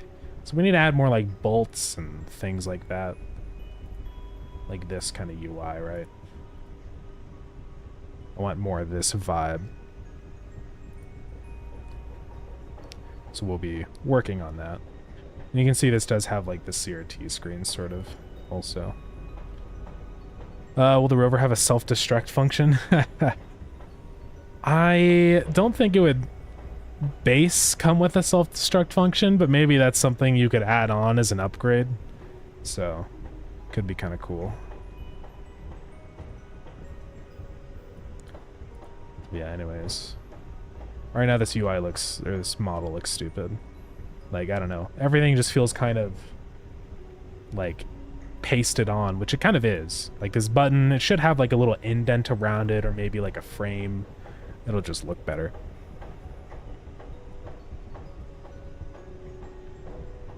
I don't know. Maybe I'll move away from this style of button. Right now it's, like, rubber. But I don't know if that makes sense. I need to look at more examples of UI and, like, buttons and stuff. Because I'm not sure if I should do like a plastic push button, kind of like this. That's one option. Make it like glow. It would be kind of cool. Just looking for any other buttons around here. But yeah, I don't know. I don't think the rubber D-pad makes sense. I can still crouch while I'm holding my tablet. That's... Okay, it does follow me. That is a little funny though. Old 50s military equipment? Yeah. That's... I've been looking at stuff like that. Like, old military technology. Stuff like this. Like, old radar machines and stuff always look really cool. I'm sure this is where Fallout probably gets a lot of its inspiration anyways, also. But yeah, looking at this stuff, it seems like the buttons, like, it's usually like a little plastic, like, push button, kind of like this. They don't really have any, like, rubber. It's, like, just plastic and metal. You know, you can look at some stuff here. And there's a lot of, like, switches and stuff like that. But yeah, all the buttons are, like, a little knob. Oh yeah, old oscilloscopes, too. I bet those, yeah. Old oscilloscope. Yeah, like this has the same vibe too. And it's got more of those like little push buttons, so I'll probably be changing most of this stuff into that style. Like I like how these buttons look, or these are knobs I think, but I don't know. I think it just looks better than what I have right now. Yeah, it needs more switches, yeah. And I always like the little text too, like on these old, you know, just describing what the button is. I think that's another thing that it needs. And something I also noticed with this stuff is it's always got these like little lines, kind of like organizers. Maybe something like that would be kind of nice with this too, so. But I don't know. I'm still messing around.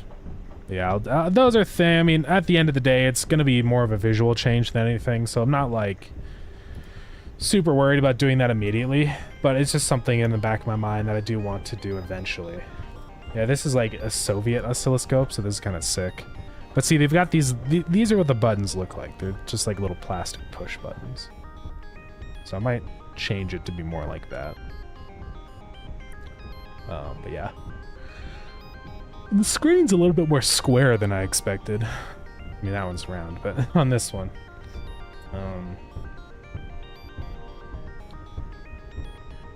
Yeah, it's interesting looking at this stuff. I'm gonna have clear edges around the whole thing. Yeah, like this. I do kind of have that a tiny bit, but not... Yeah, I need to just change the design of this a little bit more. Like, I'll probably grab these edges here.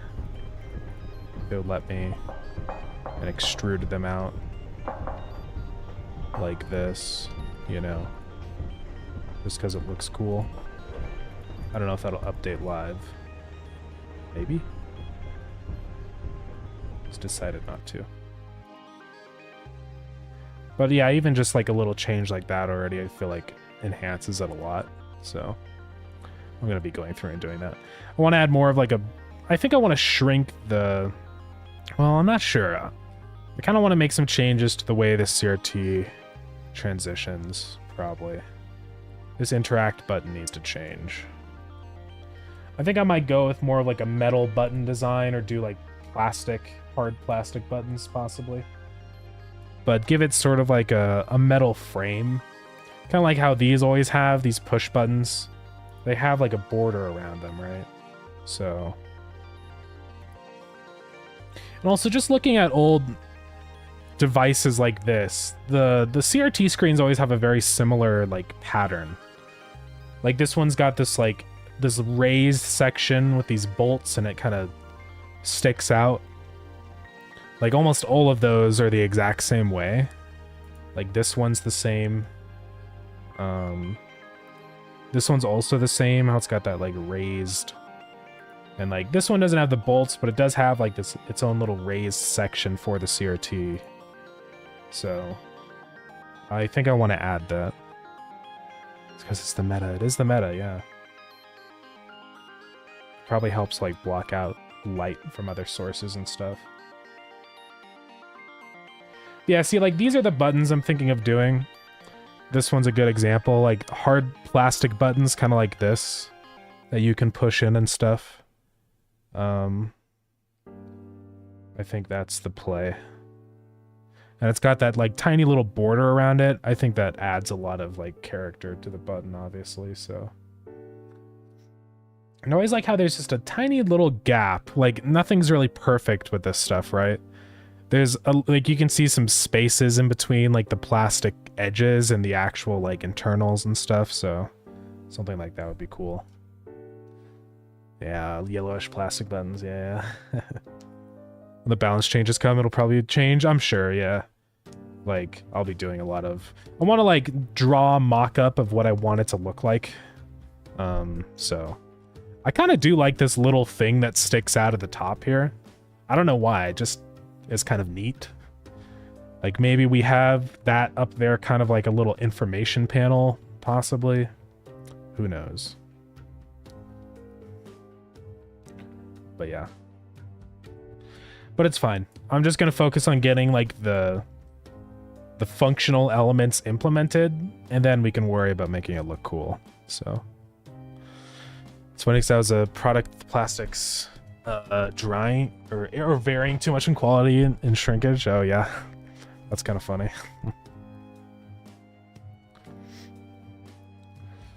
Yeah, I'll probably remodel this whole thing. Anyways, we got the battery stuff implemented. I guess I just need to make sure that I can only run that if the battery is actually, you know, above a certain amount.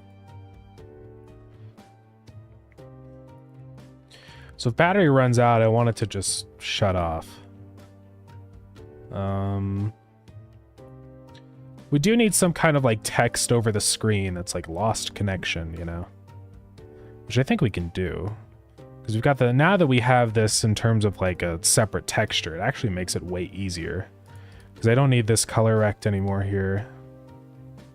Let's delete that. Because this is the texture. I can have text overlaid on top of this now, right? And we can have another black color rect that kind of just like blocks it. And call this signal lost. Or not lost, just say no signal. This will just be like a black color rect. Full rect. And we can see what that looks like in there. This will just say no signal. Layout, anchors, centered. So now we can see what that looks like. So that actually works pretty well. Except the text is way too tiny. Let's try 32. Works pretty well.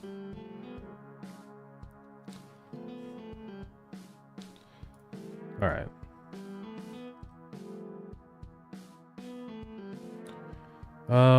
So we can hide and show that whenever we feel like it. I'll make it a little gray, like that. That's a vibe. And I want to look at some more fonts. The font I have now is fine, but I still feel like it's not the right vibe. I don't know. I want to look at some more fonts. I kind of want, like, I like how this font looks. It's like pretty simple, but I don't know. It's also got a certain quality to it. Almost like a little bit hand drawn in a way, but not quite. I don't know how to explain it. Also, I would like something like a more digital font that gets displayed on top of the, you know, like for digital text. I want something for physical, like, things actually painted on, and then the digital stuff. Yeah, I mean, there's a couple different... There's... Most of it's the same font. I think these are just more, like, bolding the font. I don't know if it's actually a completely different font. It's hard to tell. But it looks like it's relatively the same. It might just be the density that they've written for those ones. Yeah. I don't know, like, what font would work for that. I mean, looking through the retro font is good because there's a lot of variety through here. It's got to be, like, pretty simple. I don't want it to be very stylized.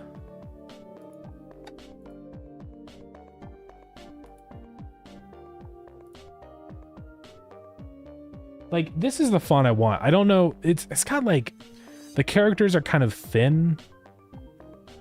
I don't know what you would call that font, you know?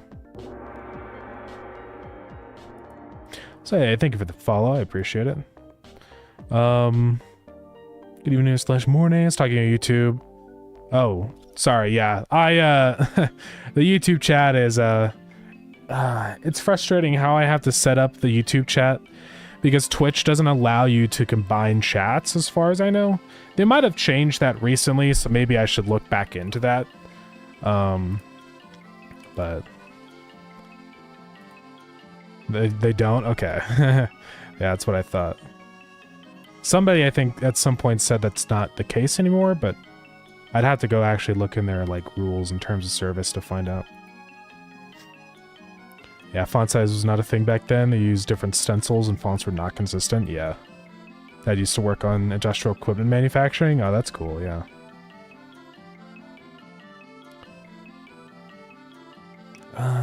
Not like that. This is like closer though, but it's still a little too stylized. I want it to be like, I don't know what I'm really looking for. Maybe look at some other categories here. Because it's kind of like techno, but not really. These are two. Pepsi. No. But I do want to look through these for the CRT font, though. Like, what would be a good CRT font? There's actually just a tag here, font struct. I'm not sure. There's like a common one that I used before in one of my other, was it in PogoRocket? It's like a very common CRT font. I can't remember what it's called though.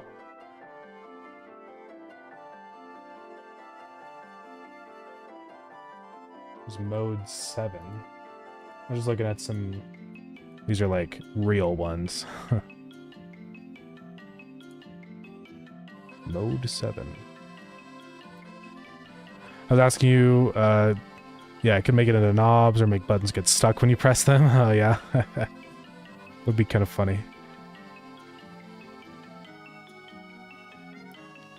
Google Fonts used to have nicer licenses, or yeah, artistic licenses. I know there are some Google Fonts that are, oh, actually I should be, now that you mention that, sorting this by public domain fonts. Let's just like type in a thing, no signal, see what it looks like. Find one that looks cool.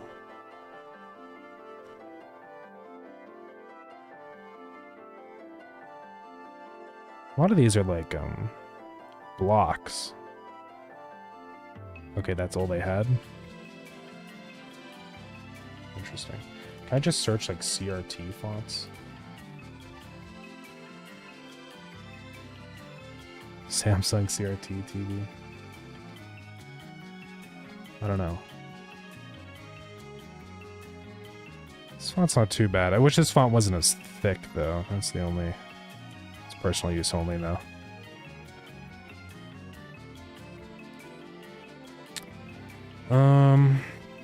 I just don't know what I need to search, like, to find the font I want. I'm not sure.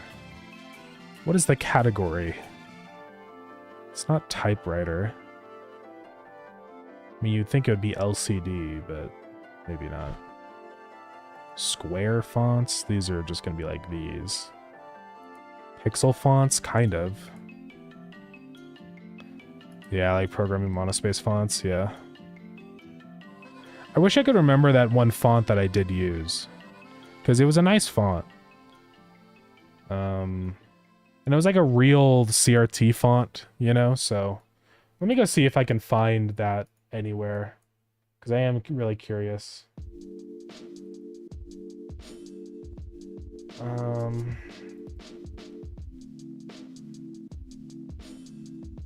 can't remember what it's called or anything. Well, let me sort by type. Would it be fonts? So SFKs, PNGs, assets folder, materials, not there. Oh, it's probably in here. I know you guys can't see what I'm looking through. Just give me a minute. I'm trying to remember where the actual like project data for PogoRocket is. I don't know. 'Cause it's not in there. Oh, I think it's in like documents. Let me go see if it's in here. PogoRocket.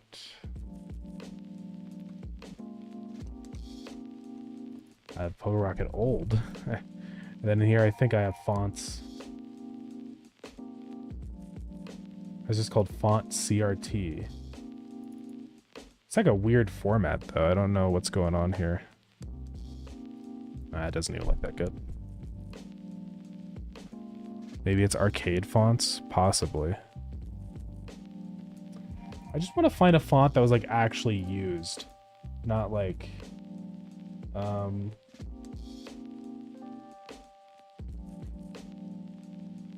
80 COT fonts. Something. Just wish I could remember the name of that one I used. Because I liked it. Yeah, Soviet fonts. Well, I presume they're all going to be for Cyrillic, though. So I wouldn't actually be able to use them.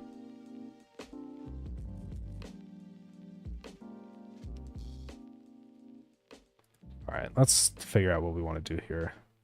These are like the top themes. There is like a Russian category for fonts. Nokia, yeah. Served by public domain. I guess 100% free is also fine. Yeah. But all these are probably going to be highly like stylized to make it look like Cyrillic, I imagine. So I probably don't want to actually use any of these. Yeah. For VCR OSD.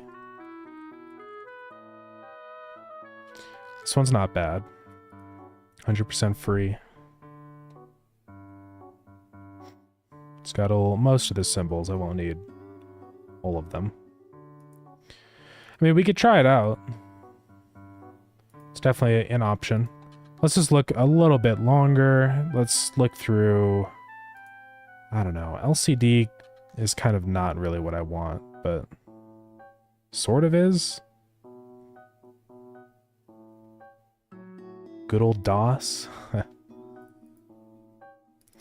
Sci-fi is more like, you know, this kind of stuff. It's not really like CRT. There is a lot in here. Let me research this. No signal. And include the 100% free ones too. Because maybe we can find a different one.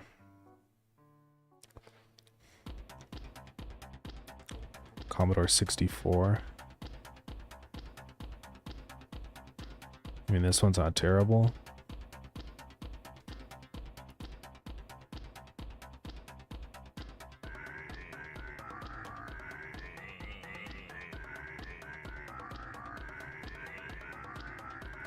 Yeah, there's actually way more when you include the free ones.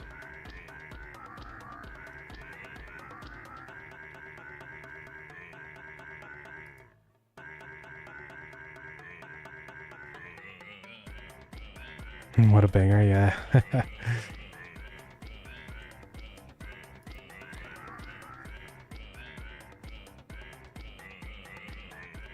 I don't think the CRT font really matters as much because it's not something that's going to be used very frequently. Only a couple things will probably use it. But, you know, still want to see what's around. That one's crazy. 15 segment.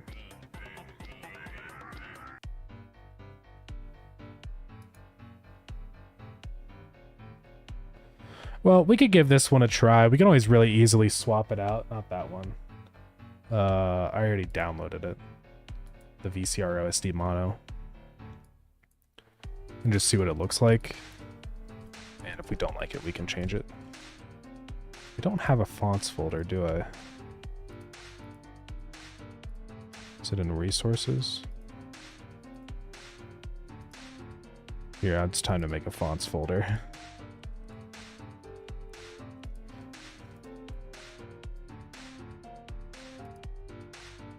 How about this one? Let's check it out. Oh yeah, there's like a list of them. There's IBM PC fonts. More IBM.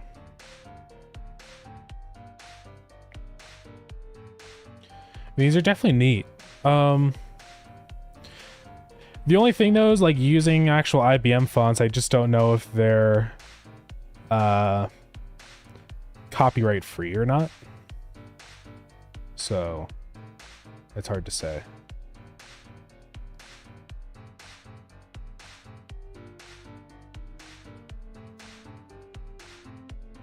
Oh, they're based on IBM? Oh, okay. Yeah, these aren't too bad, though. There's a lot of fonts here. Are these old fonts? The old school PC font resource. Okay. There's a lot.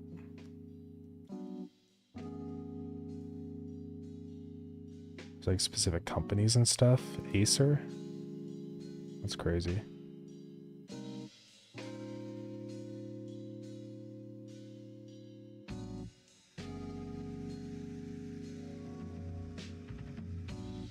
I just don't know if it says font index. Let me see what it says about these. Free to use under CC by SA4. I don't want to have to contribute people. Let's try this font out. That's ChatGPT. I probably would not trust ChatGPT to actually know copyright law. So I'm not going to do that. But this font looks fine. It did update, right? Yeah. So I'm alright with this for now. We can always really easily swap it out and stuff, so it's not a huge deal.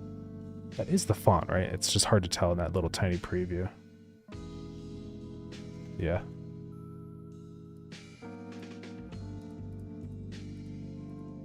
Well, I think it's fine for now.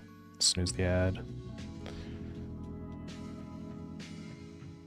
Dwarf Fortress uses one of these fonts, so yeah. I mean, I could use one if I find one in there that I really want and I can attribute it. But I don't have a credits menu yet, so it's kind of hard to attribute stuff right now. But we'll do that later. Okay, so that one's fine for that one. The other font, though, that we still need to find is the, like, you know, plain font. For things that are kind of written. It's like typewriter fonts, but that's not really what I want. Like stencil fonts, kind of. But these are all going to be mainly like military.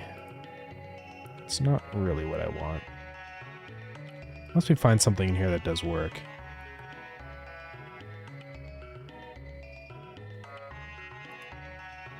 It's not really stencils, like... I do want it to be a little eroded. Because this font is supposed to be kind of damaged, so I don't want it to just look perfectly crisp, right? That's the thing. Why it might be a little bit, like, difficult. Like, I want, yeah, eroded fonts. Maybe we could look through here and find something.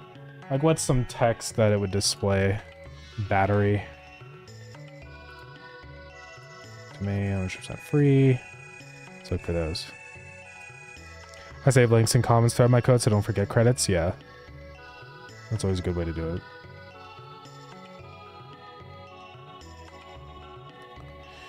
I'm just looking for something in here that's, like, pretty sharp. Like, normal. Like, almost something like this is not bad.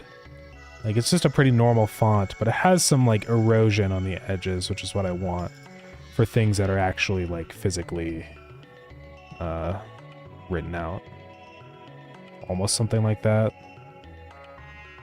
I'm just going to open up a few here that look interesting. There's actually a lot of these eroded fonts, isn't there? Heavy equipment is not too bad. The horror section, most of those are probably going to be pretty crazy, but we can look through there.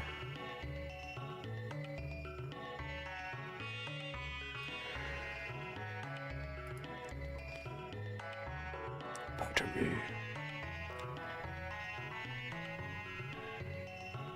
I'm not sure what I want to do for, like, the UI font also. That'll probably be yet another font. So that was not terrible. Battery. That's crazy. That one's not bad, but it's a little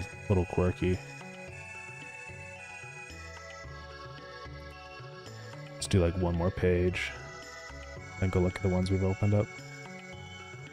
Nah. Okay. So this is what we've got. This one, which I do like that it's got the different like spacings too, which is kind of nice. And then lowercase is just thin, so it's an easy way to make things look a little different. It doesn't have like a ton of these. It doesn't have a $sign, which is surprising. That would be the only gripe. There's fresco stamp.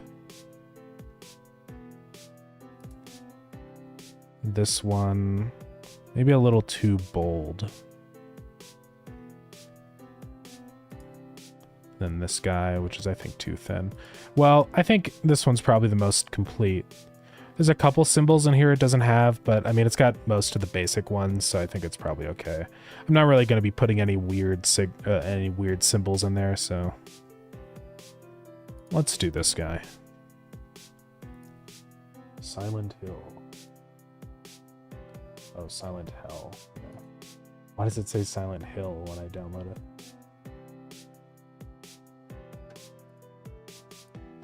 And we'll put all 3 in, because why not?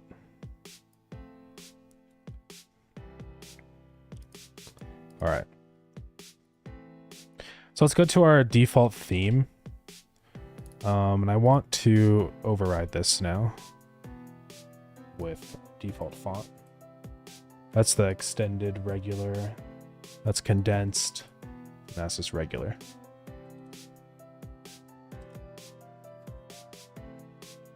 So yeah, it works for stuff that's all like in all caps, because you can see this stuff is gonna look stupid. Yeah, I think it's Silent Hill reference, I'm sure, yeah. But this should work. So now we can start like throwing on text on here and stuff. I'm not really gonna worry about it so much right now. That's something we'll do later. No way, I'm not gonna add fancy F, I know.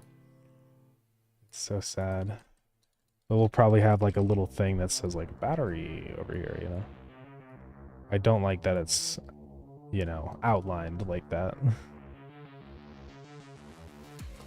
But yeah, I'm not going to worry about that right now. That's something I'm going to do when I do the rework of the tablet. I just want to find the font though. All right, so that's fine for now. Let's work on our little kobold guy, because the battery stuff is mostly okay.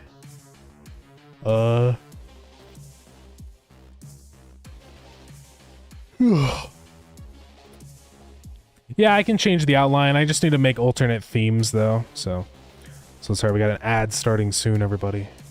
It'll be over in a minute. Yeah, I can check Discord. Ayo. Do you want me to play this on stream, or would you prefer I don't? God, I almost spilled my drink everywhere. On stream? Okay. Well, let's listen to it. Let me go disable the music.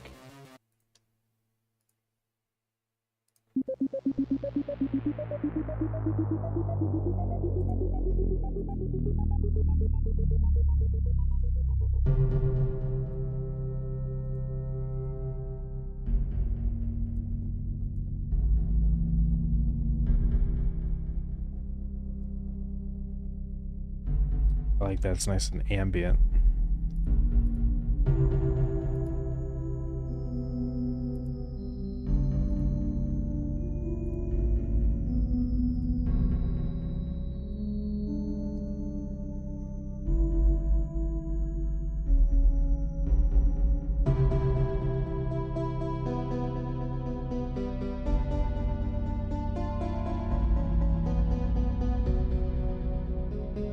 We could put it into the game, see if it fits.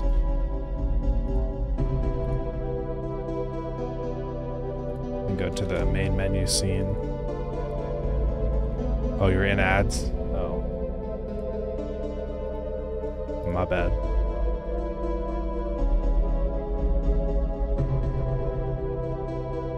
Alright. I'm gonna listen to it before I criticize it or anything. Then let me make it loop.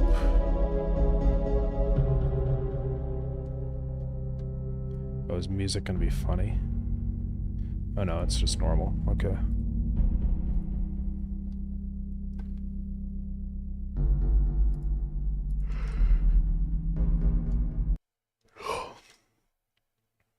Yeah, it's I like it. It's pretty neat. The only thing that I would maybe say is the beginning. It initially gave me a goofy impression because of the little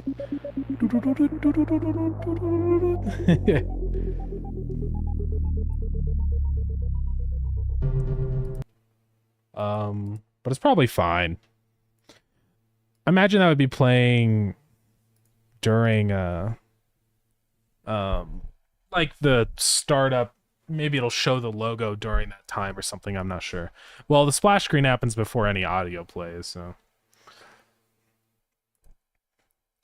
yeah, it's pretty epic. I think it's like I need to listen to it in context of an actual main menu before I really decide, you know what I mean? Cuz like it's I need to know the context, I guess, of where it plays. But it's cool. I do like it. I think it'll work.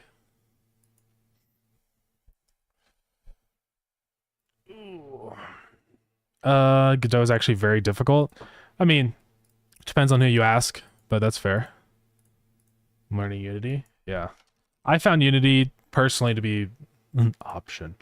I found Unity to be much harder for me than Godot was, but I'm sure it varies depending on the person. Yeah, the idea for the start is splash screen. Okay. Well, that would make more sense then, yeah. Also, should we just look for a general purpose font for just around the UI and stuff? I realize I kind of need that.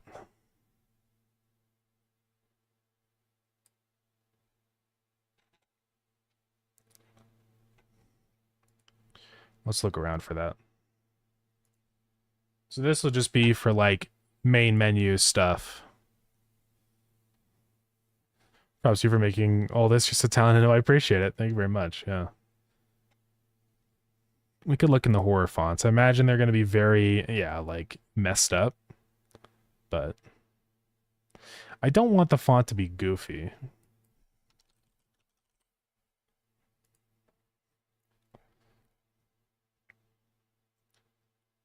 Main menu.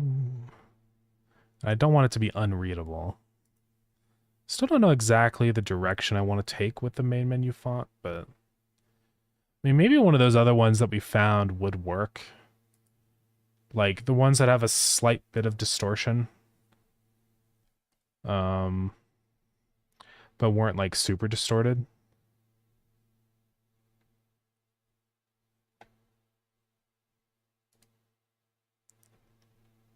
Or not distorted, eroded. You know, one of these ones. Yeah, like kind of a modern font, but with a little bit of warble to it, so it just seems it's not so plain.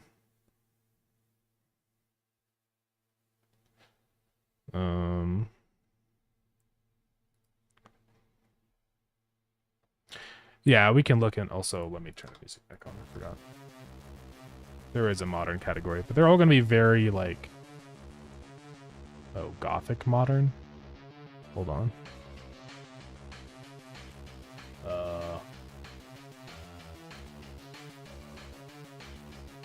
Script basic.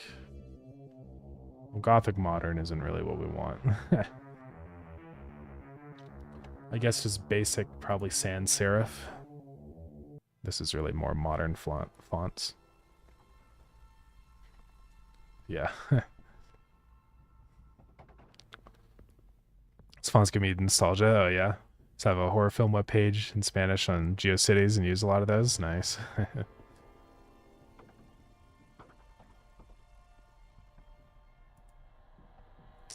don't know. I mean, I don't want it to be super plain like this, though, because the whole game's very gritty. So, I don't know. It feels a little too like simplified, these ones. I kind of like something like this, or obviously maybe not quite so stylized or whatever, but like basically a modern sans serif font, but just a little eroded.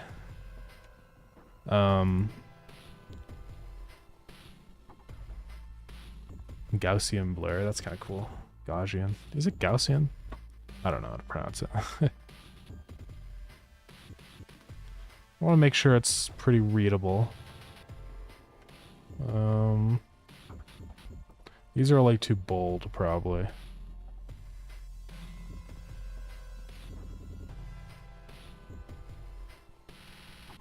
Only want a tiny bit of erosion.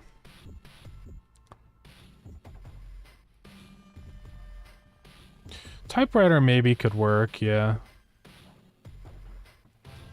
Just gonna look through here for a little bit longer. Braille sans actually isn't too bad. It's basically just sans, but like a nice sans serif, but it's a little messed up. Let's do like one more.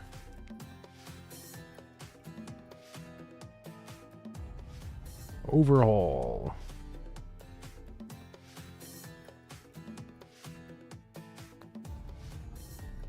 Yeah, we could look in some typewriter. But the only issue is I think all of these are going to be serif fonts. They're going to have all the little decorations and stuff. Some of these might be fine, like that one, but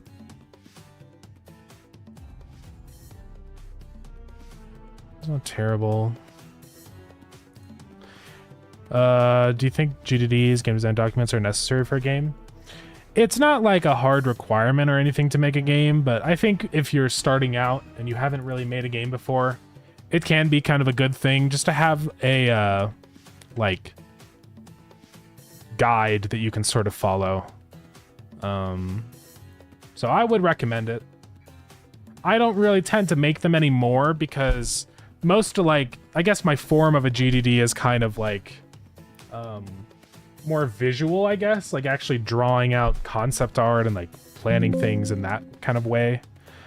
Basically the Miro board is kind of my GDD in a way. Yeah, I always think it's a good idea to have somewhere that you have sort of an outline of how everything should be designed, you know. So why is that so tiny? Do I have the default set to 16? There's also light and then bold, which we would just do regular probably. Let's see on these, let's up the, or just set the theme variation to whatever it is. Well, for these we can just set font sizes. 48. I think this font's pretty nice though. It's simple, but not like too perfect. So we can mess with this one.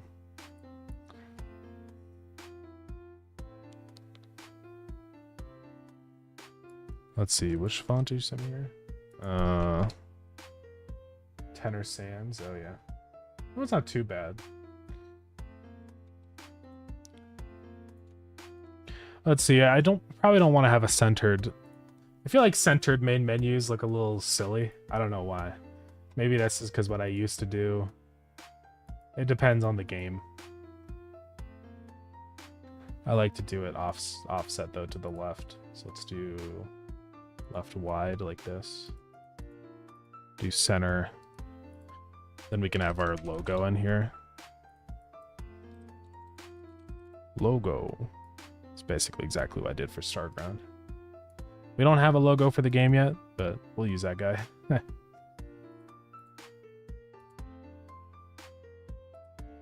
And yeah, I need to work a lot on like the UI style. I don't know what I want to do for all the UI. I would like to not use textures, preferably, because they're annoying and take a long time to draw. But I don't know what kind of style would work for this. I'm not sure yet.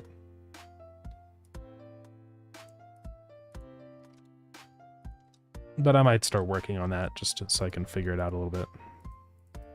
Let's put all of this inside of a margin.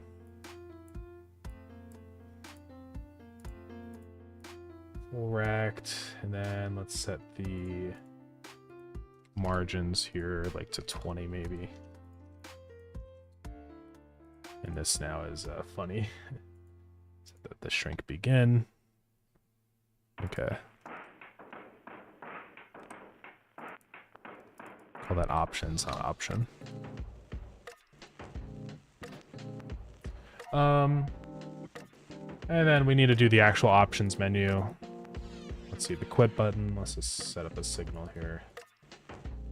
Pressed up into main menu. We say get tree dot quit.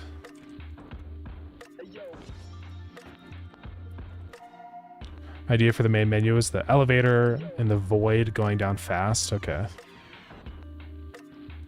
Elevator is like in a side view where you can see the inside. See, I'm trying to think of like, yeah, I know what you mean. So here, I can just put the elevator in here. Well, let's just put the world in here, I guess. Well, I don't want the world to start doing stuff. That's the only bad thing. So imagine you mean with like a camera here.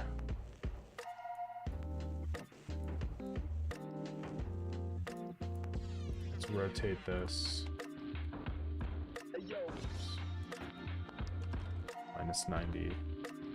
Just kind of looking inside of the elevator like this or something. And we have to push it in so it's not outside.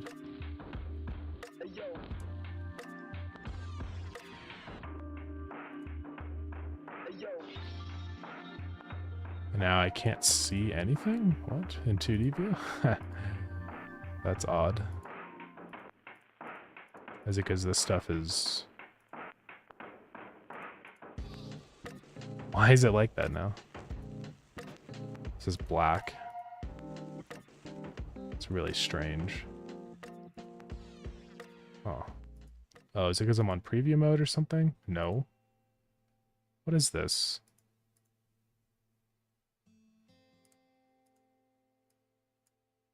Why is it just black? I don't get it. Oh, it's because the world has its own canvas layer stuff set up. I just need to set the layer on this higher up. There we go. So we can see what this looks like. It's probably gonna freak, especially since the player scene.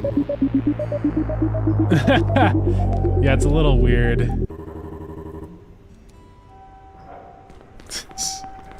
I'm gonna have to figure that out. I need to make it so the player doesn't immediately spawn in and stuff.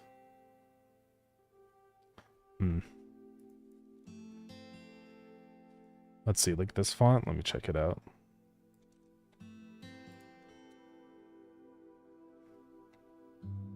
It's interesting. Unfortunately, though, it is personal use only. I think you have to buy it. Hey, Hypnotic, thank you so much for the raid. How's it going? Yeah, not free for commercial use. Yeah, what's going on? What were you up to today on your stream?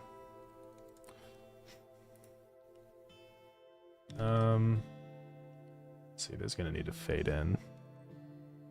Sound effects mostly. Nice, nice. Yeah, sound effects are super important.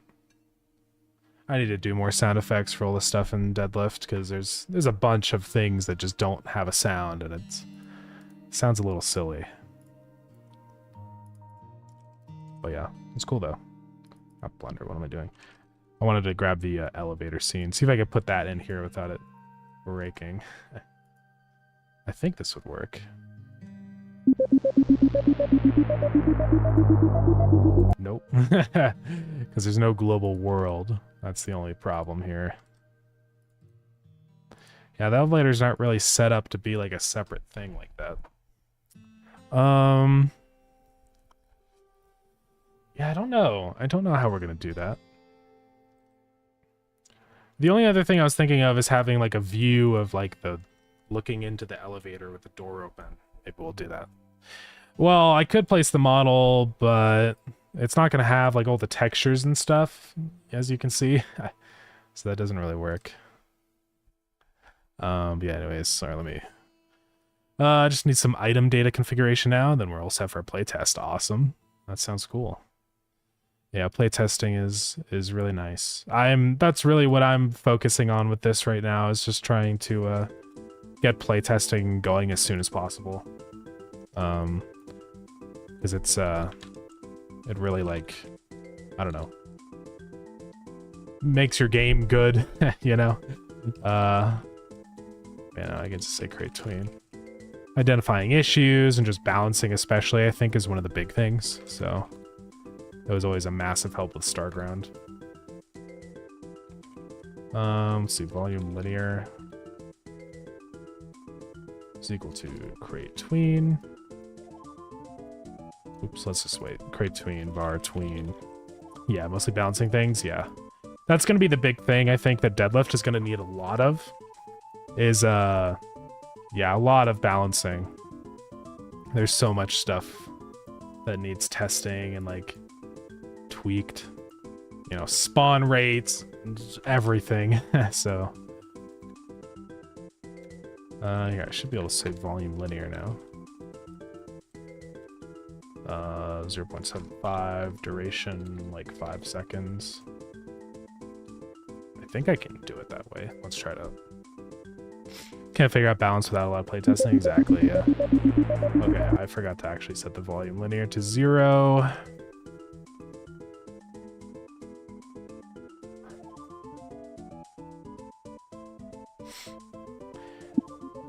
This main menu looks pretty goofy right now, but it's okay. Found this free font. Let's check it out.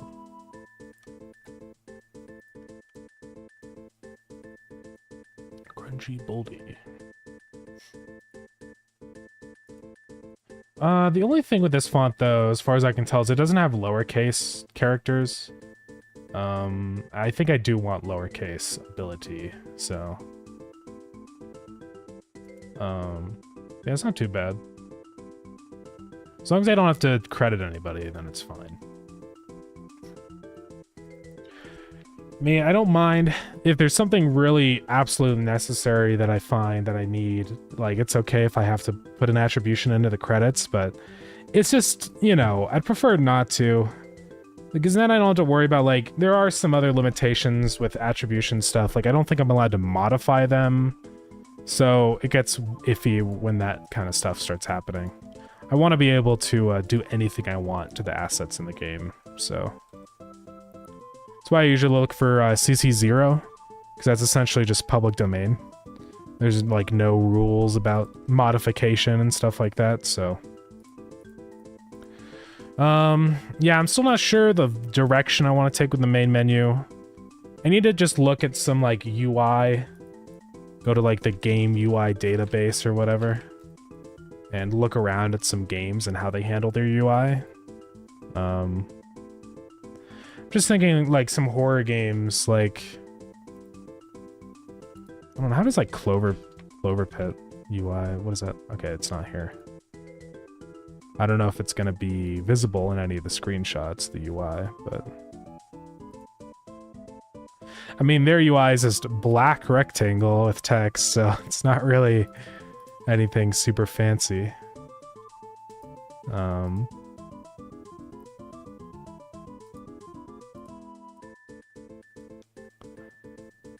Is that the main menu? I'm not sure. Okay. I don't know, what's a game that has UI that would fit? What does the Alien Isolation and UI look like? I know it's not going to be the right vibe, but I'm just curious, honestly. I don't remember. Yeah, it's just like modern, transparent. It's not really the vibe. Probably. But it does have some stuff. Like, this is more of a... It's got the pixelated fonts. It was like the High Fleet main menu. You can look for that here. High Fleet. Not here, unfortunately. I guess you can just sort by genre here, so we could just sort by, like, is there horror? Not really. I guess roguelike UI we can look at. Redacted. Black with white text. It's interesting how much UI is like that. Elytra UI is like pixel.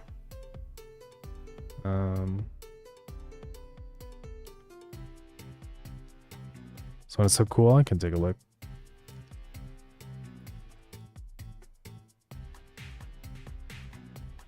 Oh yeah.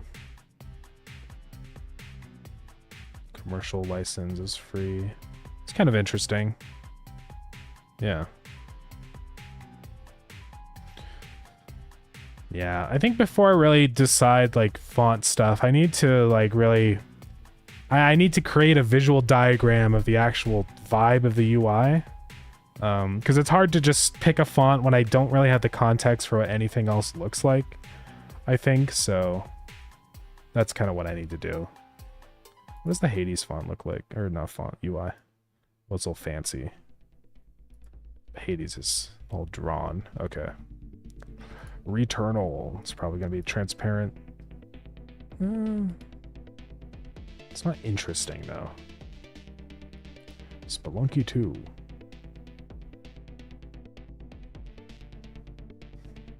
I mean, something like that wouldn't be terrible if it's like... I could do sort of a... some kind of shader on the background of the like margins that I use. We could just experiment really quick. I could grab a margin container. And that should have, like, I can give it a, should be able to give it a panel. Does it not have a panel? What is the one that I'm thinking of? Is it panel container? Yeah. Oh, margin container. Be a PNG of the lift interior. Yeah, I mean, I could probably make it so the elevator scene works in the main menu. It would be fine. I just have to go through the code and fix all the references to world and stuff. Or just go copy the world scene and just have a flag that checks if it's the main menu, you know? That would be fine. But I want to think about, like, how am I going to do the character selection and stuff, right? That's the thing. I need to, I just need to decide on all that kind of stuff. I'm trying to think how I would give this, like, that sort of nebulous background. I could give it a material. I guess I would just distort it. Or I could just replace the color. I could give it a new shader material.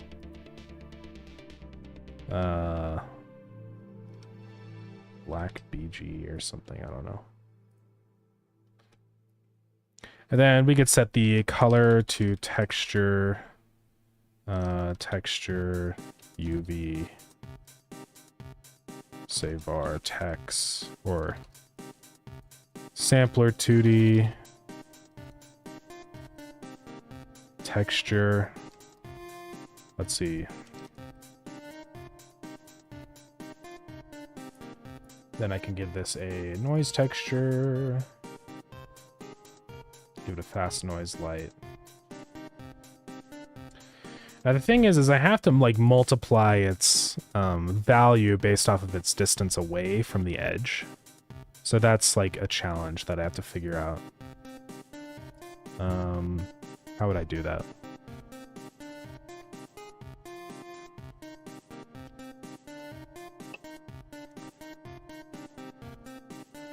I could just apply another texture on top, I guess, or like a color ramp. I guess. I would use like the coordinate of the... Or I guess I could use the UV, right? Because when UV is 1, I would know that it's... Let's see. So I could multiply it by UV times X, or dot X. Yeah, like that. So there is a way... So for the fade in, I think I could multiply it times UV divided by a certain value. Or maybe multiplied by a certain value. Something like that. And I would just be doing that on the alpha, so I could say var color or varying vec4, or I just say vec4. Then I can say color.a is equal to that.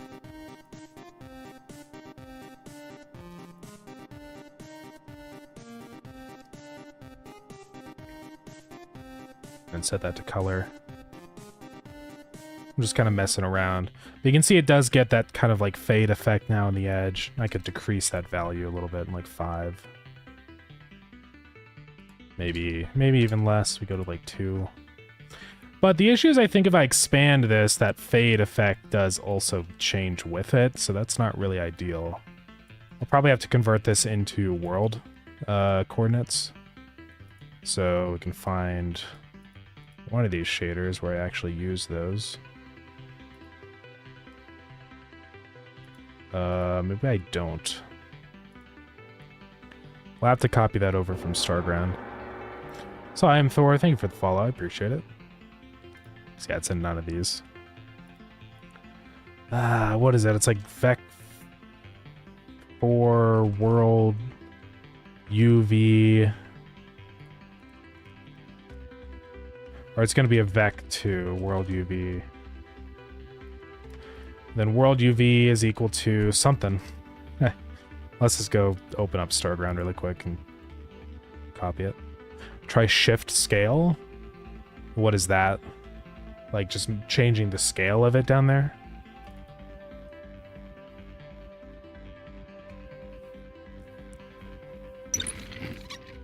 So thank you for the spin. I appreciate it.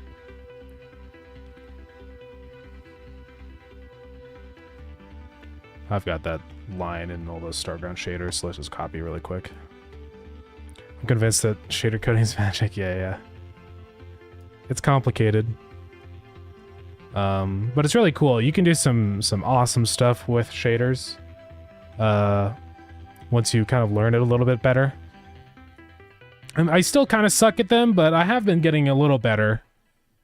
Usually I'm able to create a shader without having to look things up or anything, so it's kind of neat. Let's just get like the oil shader. I believe I use world UVs right here. Yes, I do. So just copy this, and now I can paste that in there. And for that, we'll use texture. All right, so now you can see when I scale this, oh wait, I'm not actually using world UV. Hold on. You can see the UV stays kind of like more consistent, right? It's still not perfect because I'm still using down here UV. Let's change that to world UV. But it's getting there. Still just gonna need a lot of tweaking, I think. I need to figure out how I can do this. What I really need to do is just multiply this alpha by, like... UV is going to be from 0 to 1, world UV. Well, it should be. I guess I do have to use regular UV.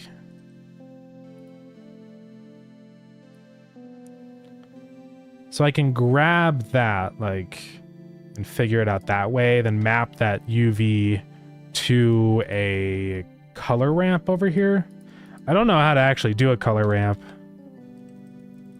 I guess it's a sampler 2D ramp.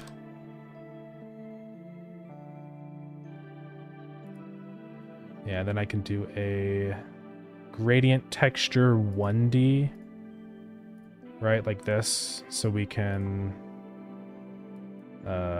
decide like the way that it, you know, fades and stuff, like this. So now we're just going to say color.a is equal to texture ramp UV. dot A, and then just uncomment that. So now you can see the edges of this are fading out like that. And I can tweak this color ramp so we can add another fully transparent thing like this and just have a slight fade off at the edges.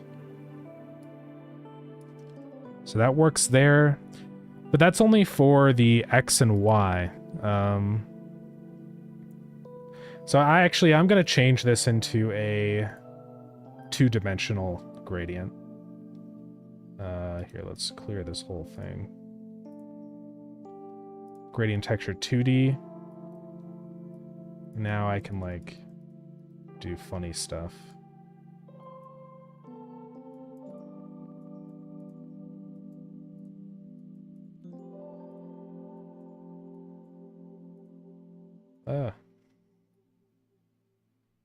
But it's still, like, only goes in one direction. That's the issue, I guess. Okay, so I'm just going to have to multiply both by that value.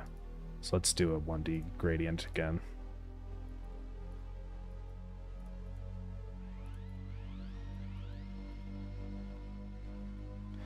So we got that. That's just grabbing the alpha of that, but since it's 1D, we're going to say texture of that dot A times UV dot X.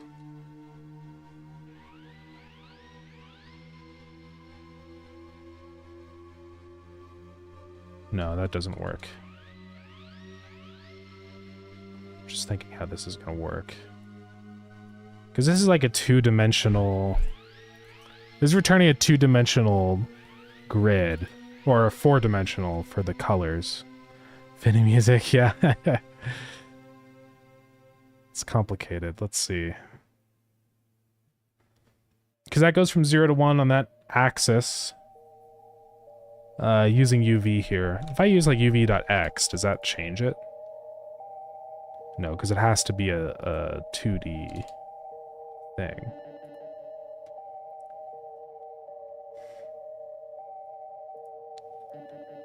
Just trying to think how I can, like, do this, right? Because I can add it, but that doesn't do anything.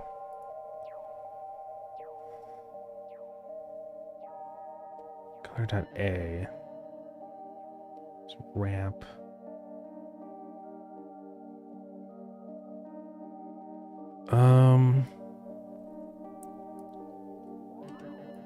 Maybe I just multiply it by itself or something. But then this one I need to, like, rotate it, you know? I mean, I could just say this is ramp 2.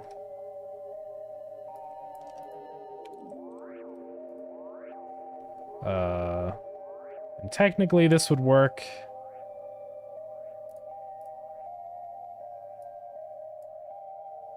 I believe just like this. It's a little silly, but, you know, it gets the idea across. So now I can just get this sort of thing that goes transparent on the edges. Let's copy this gradient, and I'm going to use the same gradient for both of these. Now I can set up this. So that's the basics. You get this, like, nebulous cloud thing. Also, we have to fix this. This has to be set to seamless. And texture, we have to say repeat enable. Like that. So we could... So, I mean, this is a good base. If we want to do, like, a cloud-like UI. I'm not sure. But the next step is actually animating this. I'm still struggling to understand what do you want, but I'm enjoying the stream so far. No, it's all good. Like, no need to look for fonts or anything right now. I think the fonts is something I'm going to explore at another time when I have a better idea of what the UI is going to look like. So it's just going to be a little bit easier that way, I think. Now, what I want to do here actually is, like, I'm going to say float value is that. And then I want to clamp it instead, actually. So I want to say color.a. I want to say if value is greater than half, I'll say color.a is equal to 1. Else color.a is equal to 0.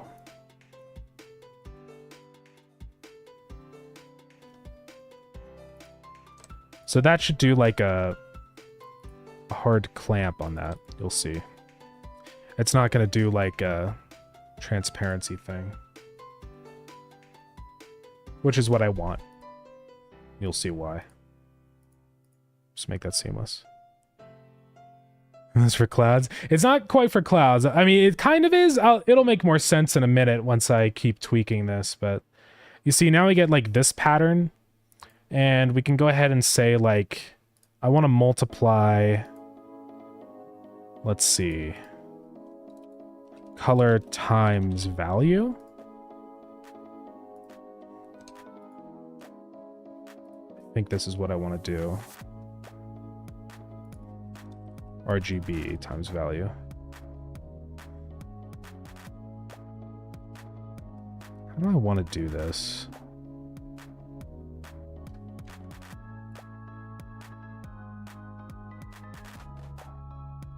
Just thinking. I guess I don't need to do a color ramp here because this color won't actually get displayed. So I don't want to check value. I want to say value is equal to that times color dot R. So now we get this effect. And I want to make it so when you're in the center, like the value is just solid.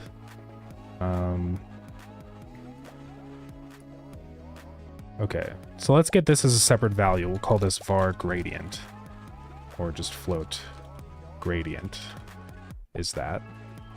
Value will be gradient times the value of the texture. So if value is greater than half, or gradient is greater than half, it should make the center like solid, but it doesn't really work. Greater than 0.9? Kind of.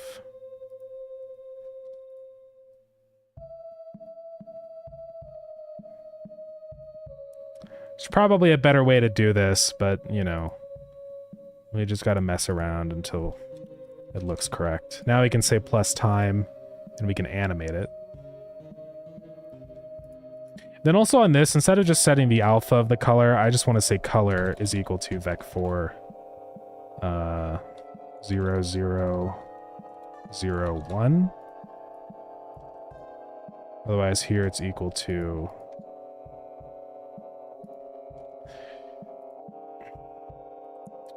yeah, so far this doesn't really work. I'm trying to think how I can do this, right? Maybe I just need to say color.rgb is plus gradient. Maybe that's what the thing is here.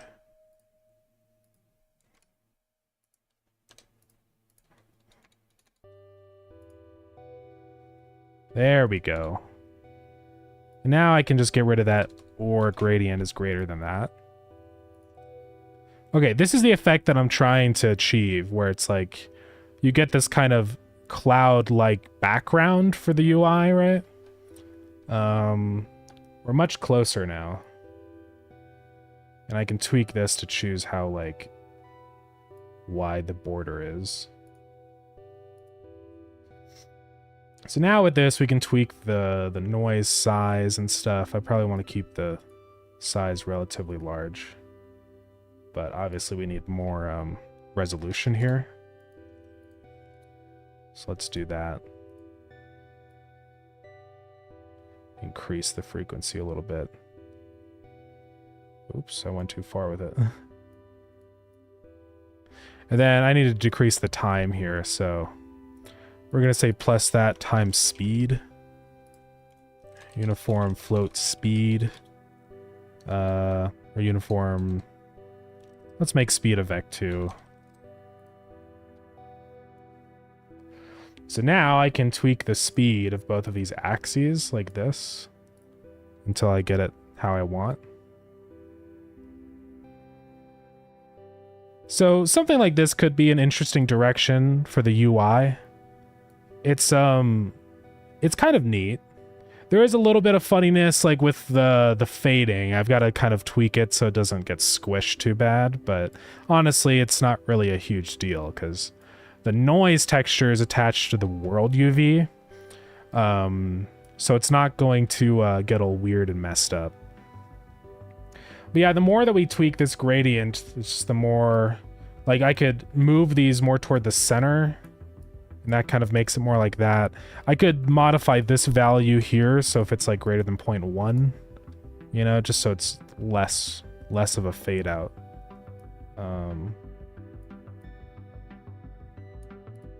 But yeah. Works pretty well though. Genius, I appreciate it. Yeah, this is just a panel container, so we can put like text on here and stuff with our labels and say, hey, this is a UI, and have this be centered and stuff. Right. So I kind of like how this looks. I just wanted something that was not just a black, like something a little more interesting. And I feel like this is kind of neat, the blob vibe. We can also do this time down here, base color, and set base color up here, varying vec4 base color. And that way we can actually modulate it. So say here base color is equal to color.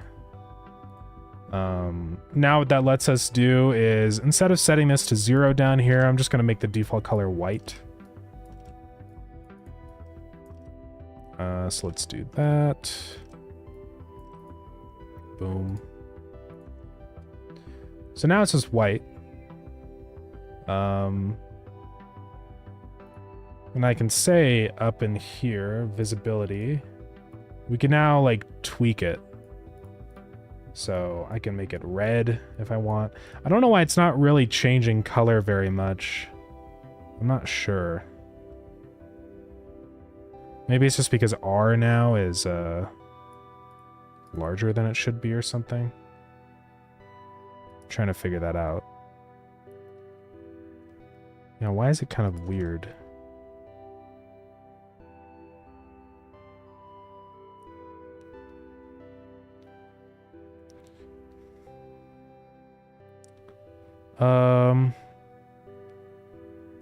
So I say 1, 1, 1, or maybe this isn't like, this might be in terms of 255 or something.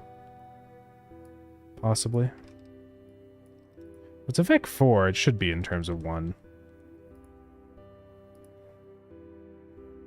Then base color will just be color, which should be the modulate. I don't know why it's so dark. I'm not really sure. Is it because of this or something? That doesn't really affect it. Really, those shouldn't change anything. I'm going to change this to just noise. Let me say that times noise. And here I can just say, yeah, color. Say vec4 color is like that. I don't think it's the gradient. Oh, it's because the base color of my background over here is black. That's what's going on. Because if we look inside of the wherever it is, theme, we can set this panel to just be a white panel instead. That's why it's like that. Toggling checkbox is disabled for resource properties. We can just set it to a flat box here and then set this one to white. Now we can change it by using self-modulate over here like this. And we can set the transparency and everything and decide what color it actually is. So, yeah. I always like doing it this way. Just using the modulate, because it just makes it really convenient and easy. Like this. So yeah, that works pretty well. And if we wanted to, we could also mess around with different kinds of noise textures. Because this is just simplex smooth, but we could do like cellular noise and stuff. We got some pretty interesting patterns. Especially if we mess with more, like we could go ridged. It makes it a little more crazy at the edges.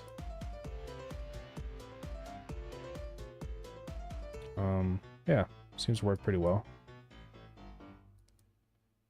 Yeah, like the more ridges you add, the more the edges wobble, you know?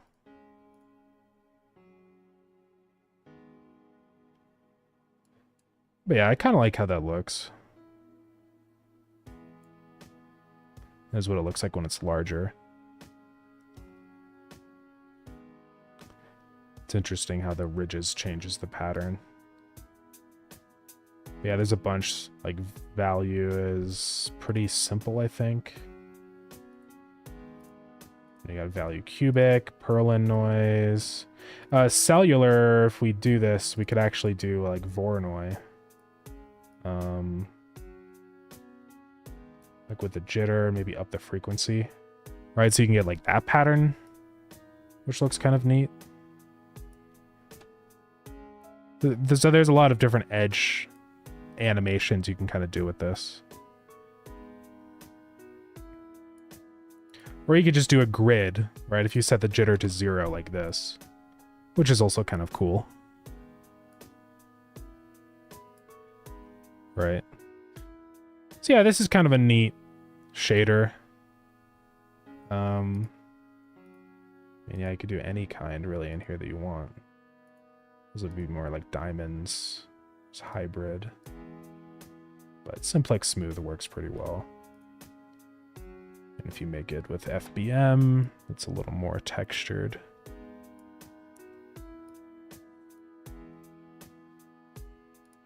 Yeah, anyways, I just wanted to mess with that for a little bit. Just see if I could... Because also the nice thing about this is I should be able to apply this to any, like, UI that I want. So I can just go here, I can copy, I'll save this material as like a standard thing. I'll just save this as wobbly UI. So I should be able to just plop it right onto my buttons and stuff, and it should work. Kind of. It makes the text broken. So it only works if it's like a background to something. Otherwise, it just completely messes it up. But which one fits the gritty elevator vibe? That is the question. I think this looks cool. And I would probably maybe just make it black. Maybe give it some transparency. But I could see this being like the background or options menu or something, you know? You give this a VBox container. Have a label in here. Options. Give this a larger size. I would want to get this as close as possible as I probably could to the edges without making it like too, you know, so it's more of a square like that. And then obviously I have to give this some margins. I probably could CRT shader it, but it'd be pretty wild. I don't know if that's exactly the, I guess the vibe I want to do. I'm not sure. Maybe. Where's my theme override for this? I thought I could set a, like a margin, but maybe I can't. Thought I could. Let's look inside of the main theme thing here. Let's do our panel container. I was pretty sure there was a margin I could do. I guess not.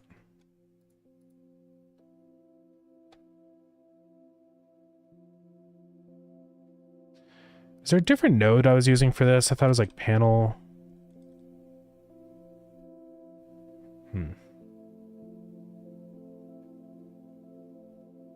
I guess a thing that I could do with this though is inside of the panel container, just give the outside of the UI kind of like some more content margins.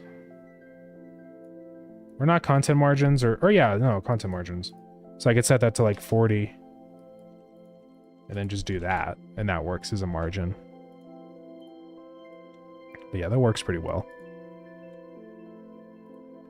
And we could just center this, make it much smaller. Let's make it like 500 wide. Maybe 600 wide. Maybe even 700 by 600. Maybe by 500. And then realign to the center. Something like that. I just want to see what this looks like in the actual game window. It's kind of neat. I think this direction with this kind of background could probably work. The buttons, like, I'm gonna need to make some more interesting buttons over here and stuff for sure, but we can give this some more separation. Let's go like 8. Possibly 16, or maybe even a bit more.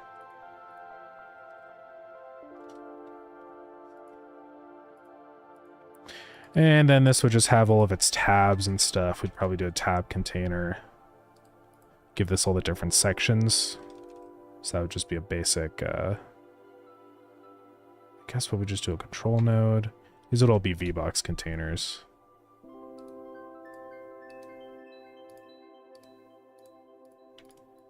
So we'd put these in, and then we can call this like general, you know, sound,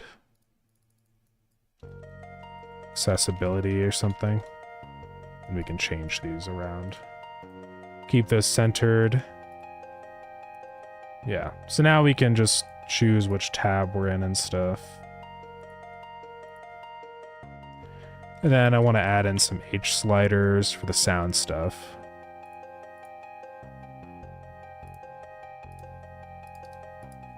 And that's going to have a label on the left. Let's see, how do I want to do this?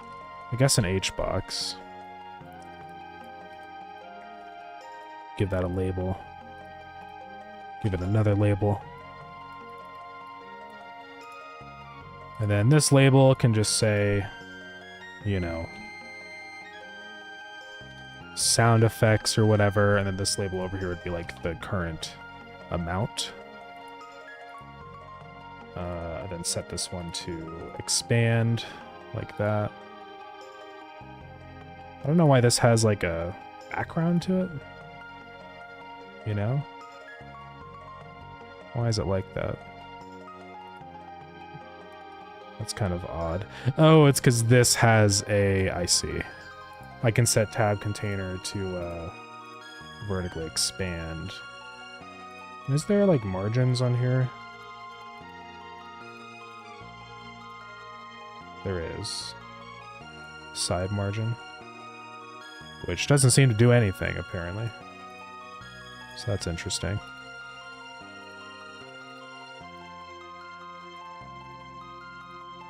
I wonder why. Well, I might put this inside of margins then.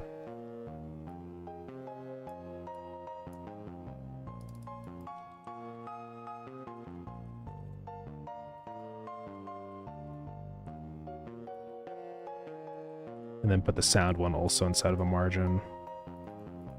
Call this sound. Then this can be renamed to VBox container. All right. Now I can give this a margin. Like that. Boom. So this could work probably for a UI design. You've got like the sort of body area with tab containers. Then the outside border that's wobbling around. So I think that could work. I'll be going through probably and making these actual elements more interesting, like changing what the sliders look like and stuff, but it works for now. Cool. And then I'd want to give these all a consistent sizing, so let's set the minimum size to 128. Then we'd set that one to the same one. Now when I copy all of these sliders for all the different types of sounds, you can see they all stay like consistent.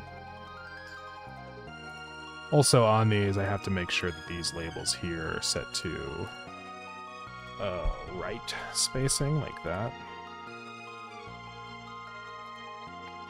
That works pretty well.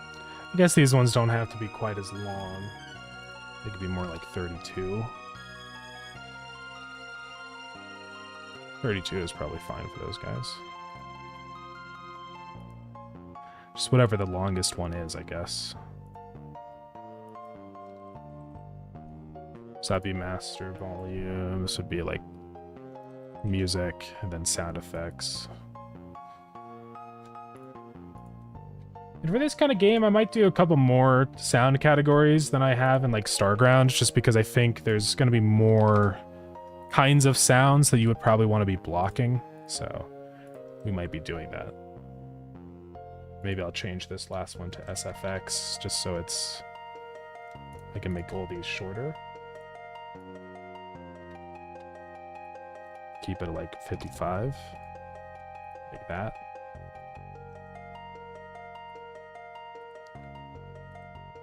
See, now in sound, I can up the separation here. Yeah, that doesn't look too bad.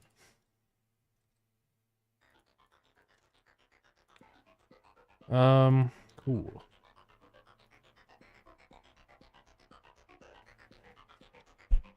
I guess let's rename this to options menu. I can just hide that. Thank you for the spin, K-Mac. I appreciate it. And then I'll set this signal. I'll probably connect this up to options menu. And I could actually have a thing in here that's like toggle. I'm gonna call this like a UI menu or something. I'm not sure yet, but just a base class for this stuff for panel containers. And I want to have a function that's like toggle.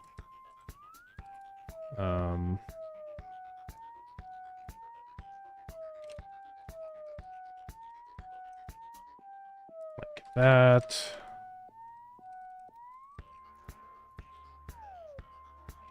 And then on options, I can say press signal connects to options menu. Oops. Wrong function. Ah, I did it again. Come on. Yeah. Toggle. There we go. So now I should be able to open and close the options menu. Which is nice. Boom, look at that. Alright. I've been meaning to get to that, so that's... Yeah, I'm totally... totally, spiraling into other stuff. But let's get back to what we were doing now. The Kobold AI.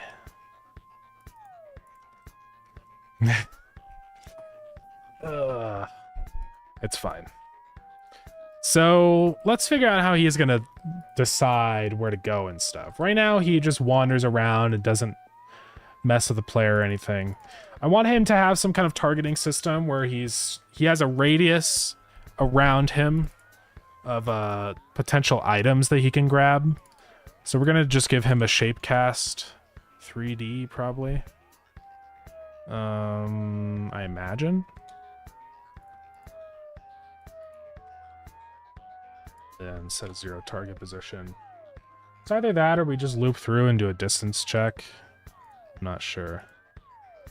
Is that as cool? Yeah, this is well, Zach's drawings. It's pretty epic.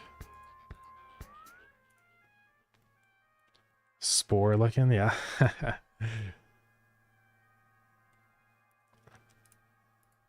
So let's do function process. We're gonna just go, let's say for in get tree, get nodes and group items. If global position dot distance squared to item is less than 128 or 256 or something, then we're gonna go target to that item. So I want to path find to that. We can set that inside of here. Physics process, normally we set our velocity to navigation. I can forcibly change my navigation target, I suppose.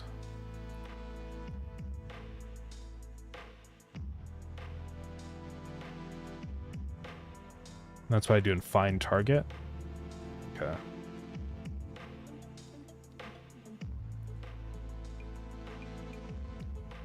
Then where do I actually set attack target?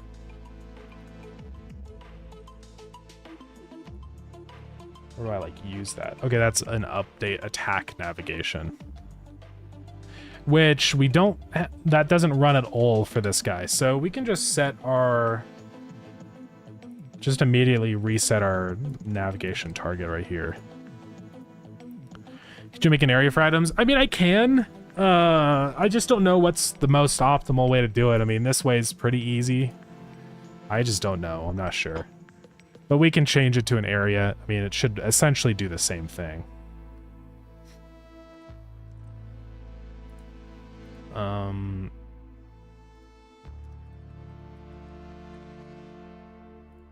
No, they don't attack.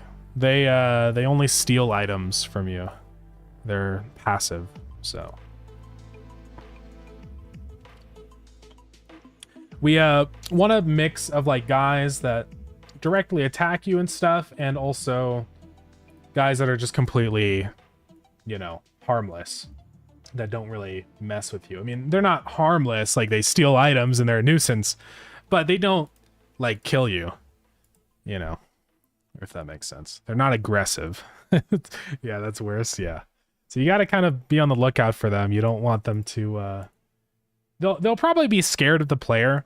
So if they see you, I imagine they're going to start running away from you. But yeah.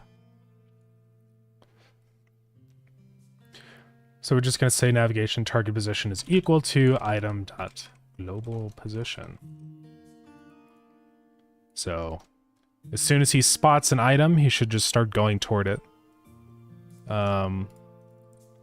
Let's go ahead and go into our generation code. I want to only have him spawn now. So we got an ad starting in a minute. My apologies. It's like spawn entity or something. Generate enemy. Choose weighted spawn list.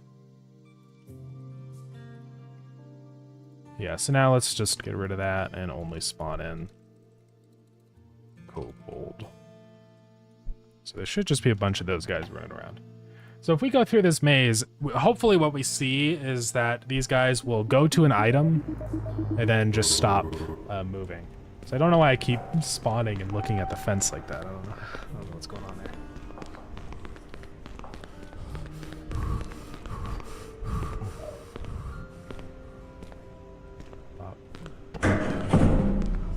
Yeah, I realized I changed this font too.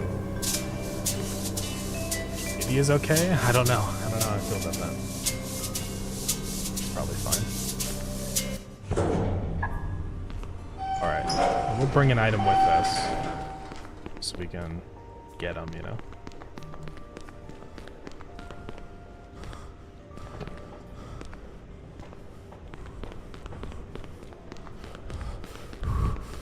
It's gonna be hard to find these guys.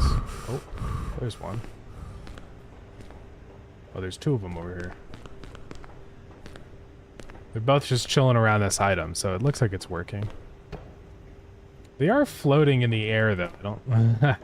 What's that all about? Oh, is this collision shape funny or something? No.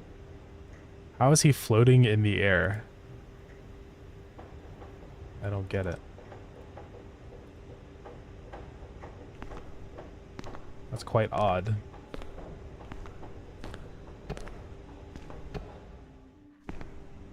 I don't know how that's happening. Weird. Yeah, it is magic. He should be falling down. Is it just because they don't have gravity applied to them? Like, maybe that's why. That's probably what it is.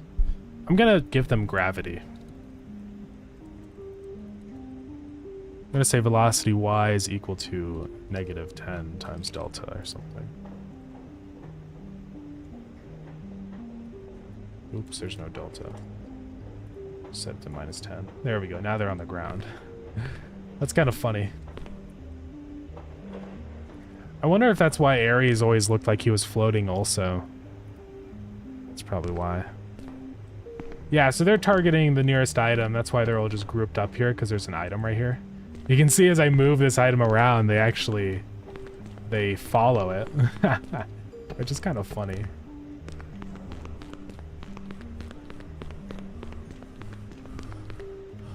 So if I like throw this item, they're gonna go run toward the item.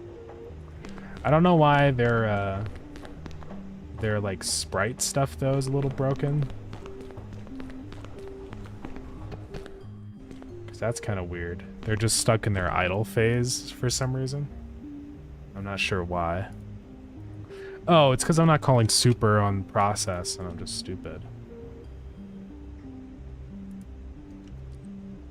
That's got to be why. Now they should behave. There we go. They're all grouped up on top of each other, so that's not really supposed to happen. There is avoidance that I can enable, but I have to do some more complicated pathfinding stuff, so. Passing underscore delta is diabolical. Yeah. I mean, it's how you have to do it, I guess. Yeah. You never know when you're going to need it, though. I will probably be using delta for this guy in here.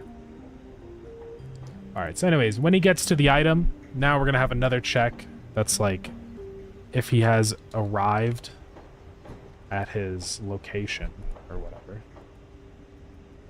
I'll say just up here var target item. We'll say that, and target item is equal to item. And we'll just say every frame target item is back to null.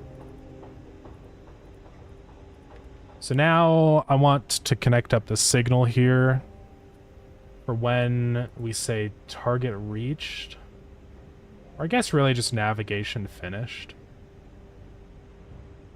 which I guess he has up here. Yeah.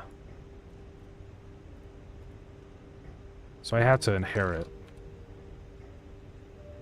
And then let's say if there's a valid target item, now we're going to say held item is equal to target item, right?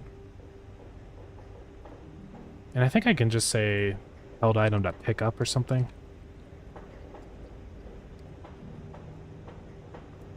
Or target item. Let's make this a type of item.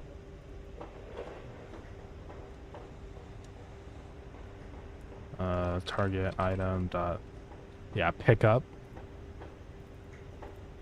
Then held item is target item. Let's type item. All right, so now he should be able to pick up an item. And I'm going to say if held item, we're just going to hold it above our head.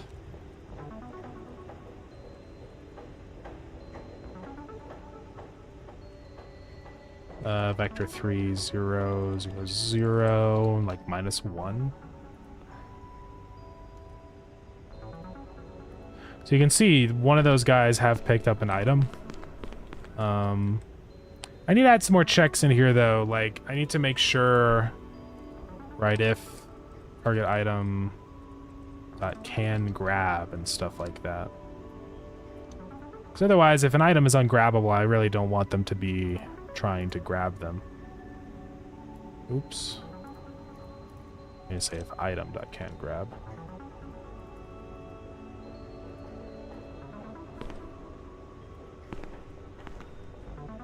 I don't know why my UI is offset. Weird.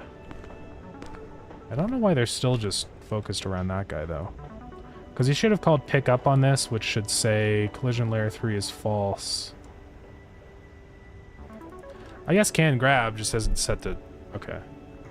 Let's check our collision layer then.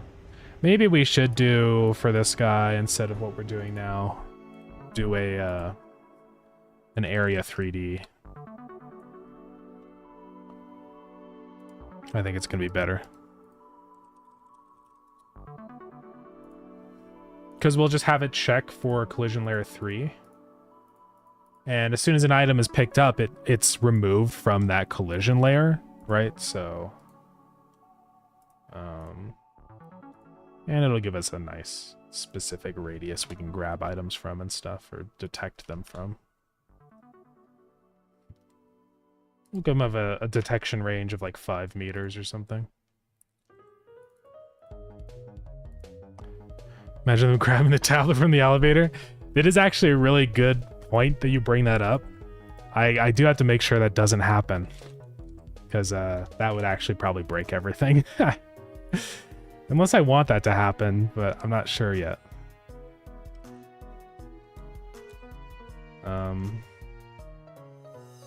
Okay, so now I can say for body, and if body is an item, then I want to say target item is equal to body.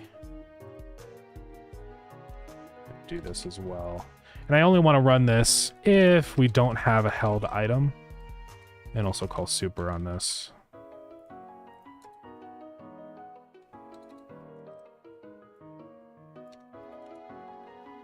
Alright, now we can get rid of all this stuff down here.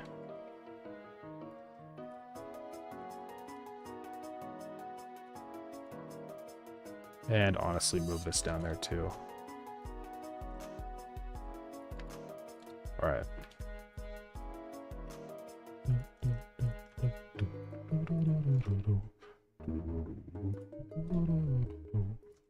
So yeah, this should work, I think. Checks if it's an item. Target item is null. If that's valid on this being finished.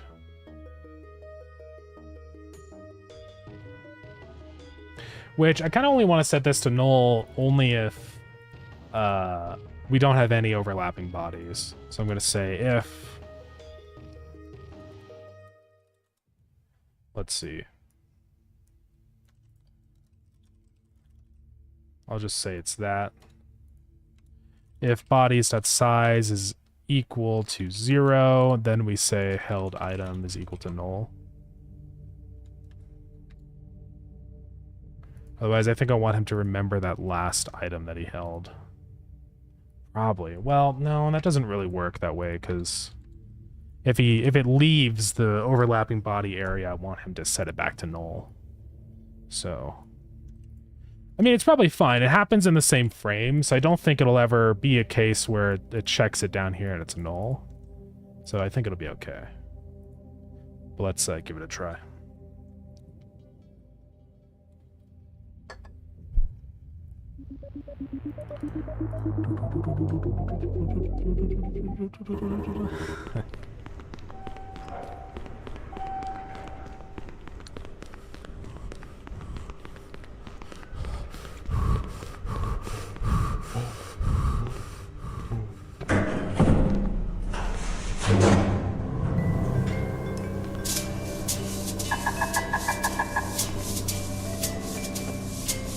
See if this works.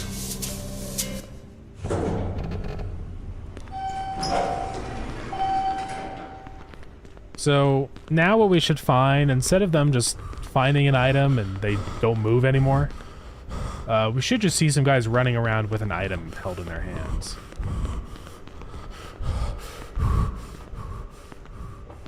As far as I think. Can we duct tape a kobold over so it auto picks up items? That would be wild. That'd be pretty insane. Can we kick the kobold? I have no idea. Probably, I don't think we're going to have any kind of attacks or anything in this game. Like, you're not going to be able to hurt the entities. I think the whole idea of Deadlift is that the entities are like a static obstacle in a way, right? Like, it's just all about, like, let's see, does he have an item? He does. You can see he has one. Come back here! So you can catch them. I need to have, like, a thing where if you press E on them, they drop their item or something. I don't know why all of a sudden he just stopped moving. That's weird. Oh yeah, there's Z fighting going on, but it's only temporary. I'm gonna make it so he actually has a different sprite and stuff. Why is he just not moving? Has he just decided that he's not gonna navigate anymore?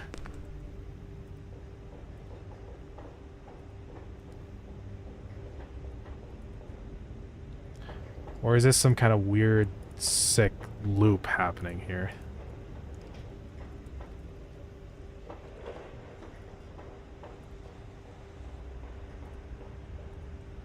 I don't know what his problem is. What is his deal? Is he just stuck? Maybe he's just stuck and can't get out.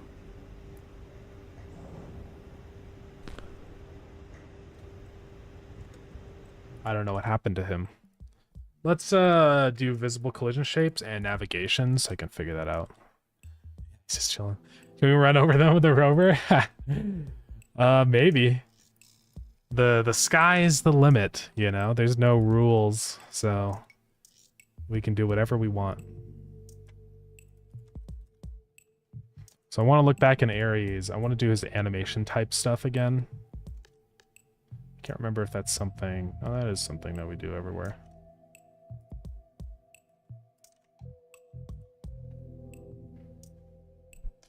So let's see.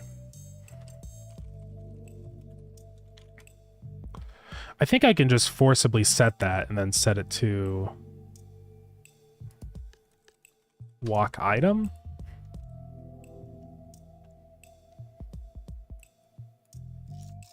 And let's do that up in process.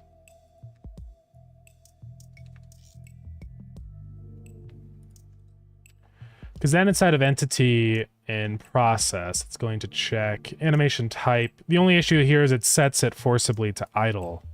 So that is kind of like a problem. I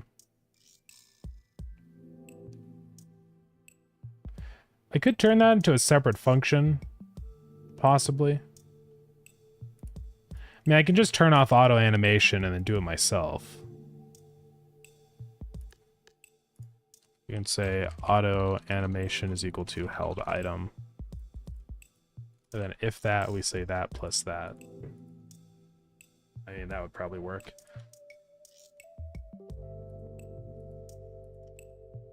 Animation type. I think that'd be fine. Let's try it. So we should have his hands up now holding an item. And this is going to be a little funny because we have all the things on. You can see the raycast coming out from the camera. But don't worry about it.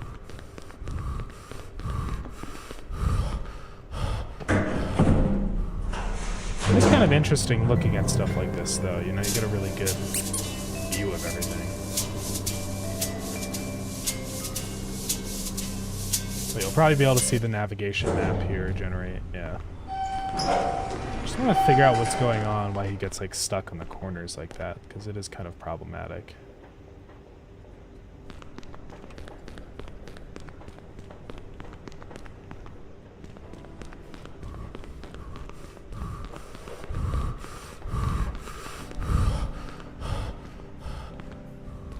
I don't see him anywhere yet.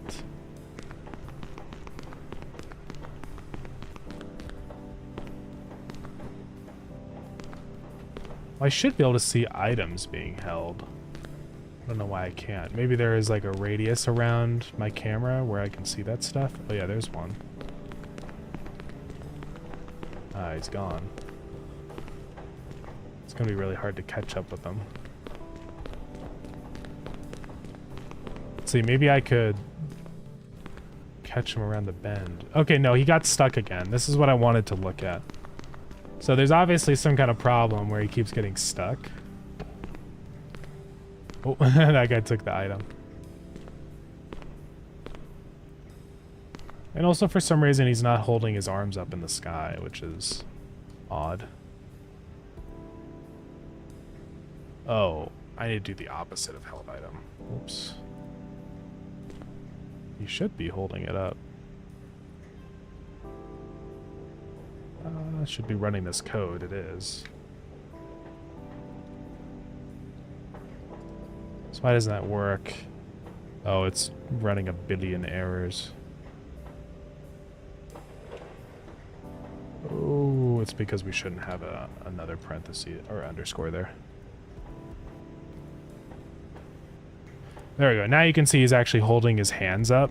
So let's keep tweaking the height of this item. Let's try like 1.2. That actually seems pretty good right there. We do get a little bit of Z fighting, but we can just push the item forward ever so slightly. Like that. And then there won't be any Z fighting. So that works pretty well.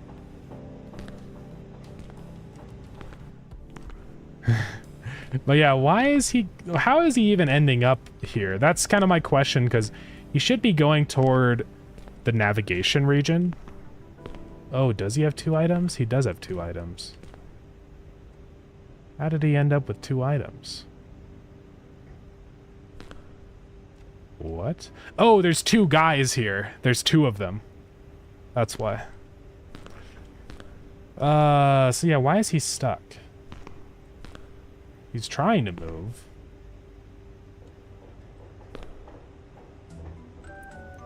I don't know why this is happening.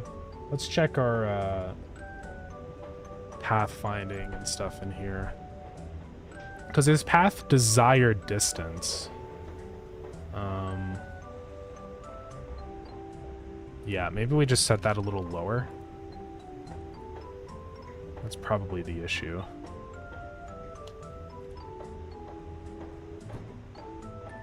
At least part of it.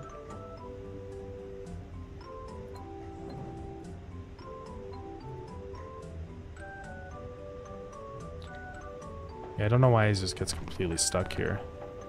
I don't know, like, where he's trying to pathfind to.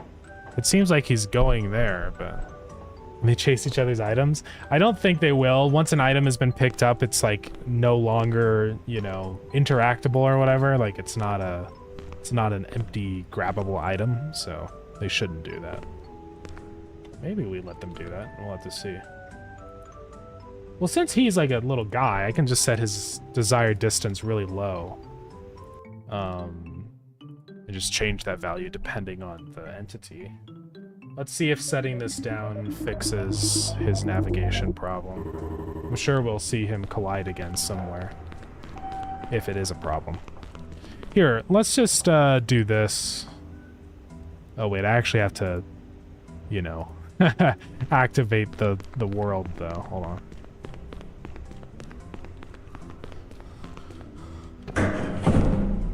Now I can do this. Watch this. I'm totally moving, right?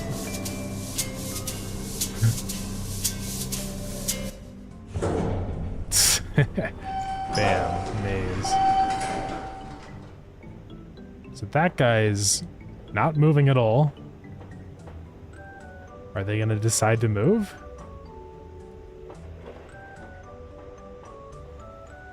Okay, I think we did it a little bit too much. Well, half a meter should be okay. There we go.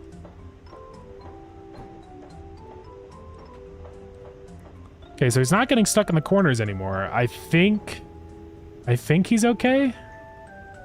But let's just keep watching them and see. One of these guys should be finding an item eventually. Okay, this guy found one. So yeah, you can see he's running around with his item. So I think they're good to go. Let's see, does anyone here have much experience with Three.js? Unfortunately, I've not used Three.js before, so I don't.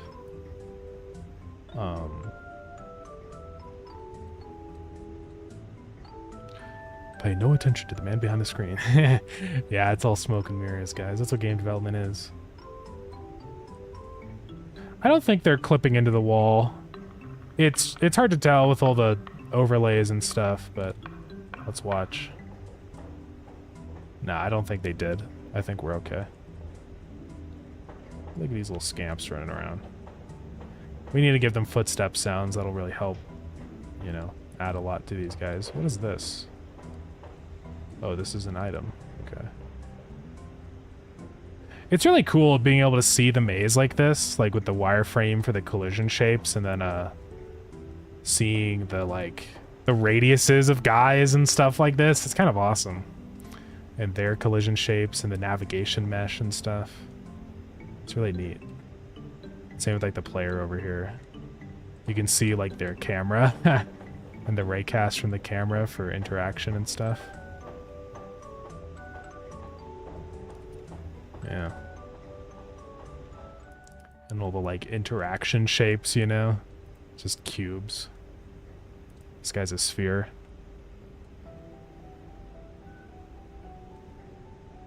Yeah, anyways, I guess that's the main part of their behavior. They mostly just wander around and find items. I do want some kind of code that's set up so if you leave your elevator, they will go in there and take stuff. I'm thinking that maybe we just make it so they only, you know, grab stuff in here if it's not secured inside of your storage. So it's kind of just a punishment for being messy and leaving items scattered around, you know? More so than actually taking stored items, because that would be super annoying. But yeah. And I've realized something too with the way that these entities navigate. Now that we have like a good working navigation region, before what I was doing inside of their wandering navigation, I just grabbed a random like position on the map right here. But there's actually a much better way to do this now. Because I can get rid of all of that. And that. And now I can just say, it's like navigation server, which I don't know why that's not showing up. Oh, 2D. Well, it's 3D. Get map get random point right there, right? So I can pass in a navigation map now, which is really neat. And it doesn't have to be uniform. So we can grab, we go back into the world scene here.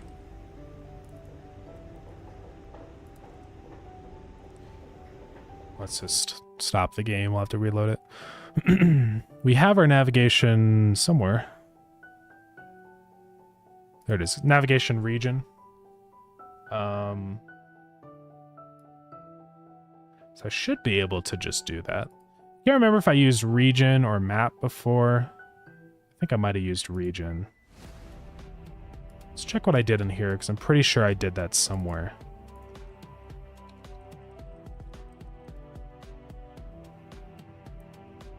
Navigation server. Okay, I say region.getRandomPoint. So that's what we want to do, is basically just this. All right, let's try that. So, inside of here, entity, we're going to do this. RID is going to be global.world. Let's just say navigation map. Something.get IRD. And that's going to be navigation server 3D. Region get random point. RID 1 false. And now I can set that. I can say boom. I don't need to worry about positions or any of this other random garbage. We just do that. It's much simpler, and it means that they have more interesting like pathfinding decisions. Like they're not just going to go perfectly in the grid. Sometimes they might go to the side of the wall or just different positions, which will be better. So, and it also means they can sometimes pathfind into your elevator. That's the big thing that I wanted to happen. So yeah. It would be extremely rare, and most of the time they're probably never going to do that. But sometimes they might. And that would be a little spooky. So, yeah, I think this should work. The only thing I have to do here is I have to make sure that the navigation region is like set up or something. But let's go into here. I don't think I have anything that's like navigation. Save our navigation region at on ready. Is that. Give it a type of navigation region 3D. So back into here now I can say navigation region.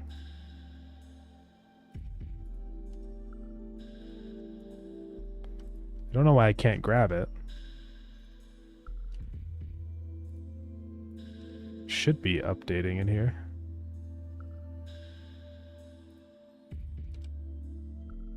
Side of the world? Weird. Oh, did I do that inside of the wrong? Where did I do that?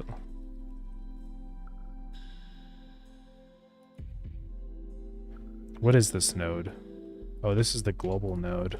Whoopsies.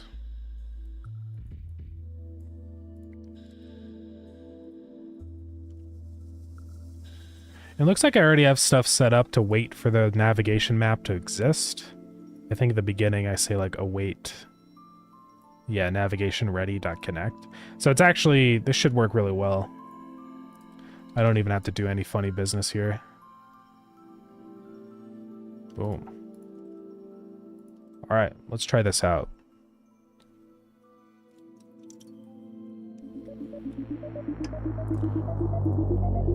Oh, right, I'm not in input mode.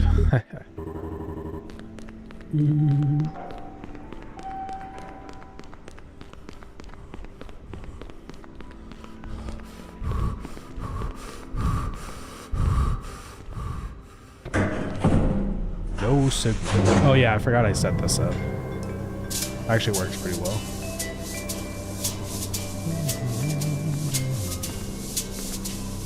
Hey, I'm talking to you here, pal. Whoa! he's already coming in. Okay, so it seems that they get stuck on this little tiny like rim here. I think it's because they're too short or something. Maybe it's because of the way that they process their gravity. Maybe it's just a little too like fast. So let's set that to like -1 instead. Yeah, there we go. So yeah, they can just straight up navigate inside of the room. And you can see that they're setting their target to my items that are just sitting here. They took my rover! No, no, no, no! Okay. I didn't realize they could do that. This is what I was talking about sometimes, where like features like that are emergent. I don't know if I'm gonna keep that in the game, but it's funny how like things like that can happen you just didn't expect, but it just totally works, you know? They probably shouldn't take my rover, because that would be a little silly. But it's kind of funny though. I can check what I had written down on the Miro board, because self-destruct button, I know, that's... Oh, it's gotta be wild to watch it, like, to go into the tablet and watch him grab my rover and walk around. Let's go see what that looks like.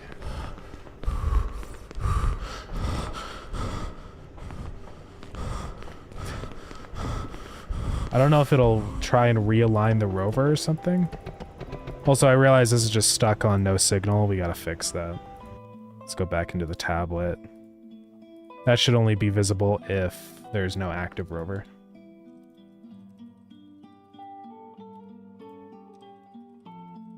Or just say visible is equal to no active rover. Let's try that.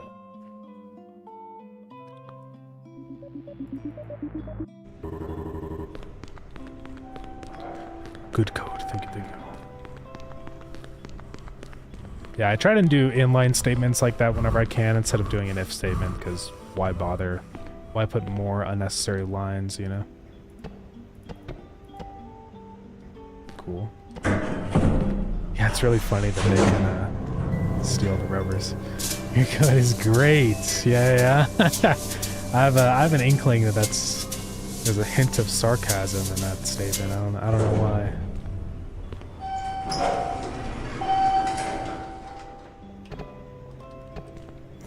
It's so funny. Oh my god. I can't really see what's going on.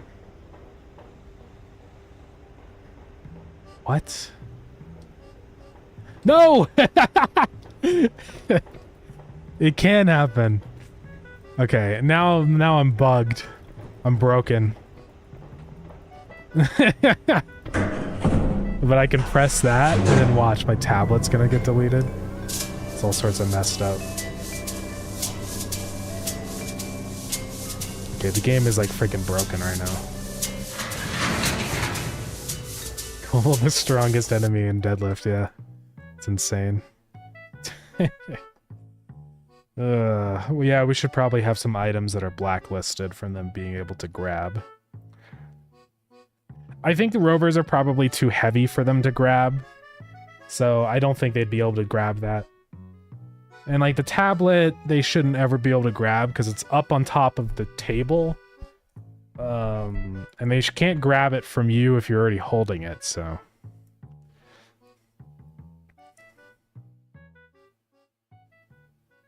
but yeah. They sap up rover power. That's another thing that we need to implement. Can't remember if there's a new reworked concept of him. I don't think so.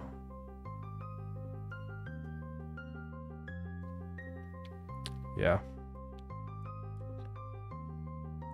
But yeah, we need to, Oh yeah, I forgot that those are supposed to kind of glow. This title, Kobold is OP, yeah. I do want to start doing devlogs for this at some point. It's getting closer to that time. We probably should start soon. So. Libra. That's the Zodiac. Yeah, all these have Zodiacs. It's kind of, that's why Aries is called Aries. I don't know if we're gonna use that. Well, because the problem is we can't have every single guy have a astrological sign because otherwise there's gonna be overlaps, which I guess is fine. But yeah, I'm not sure about that yet. Maybe.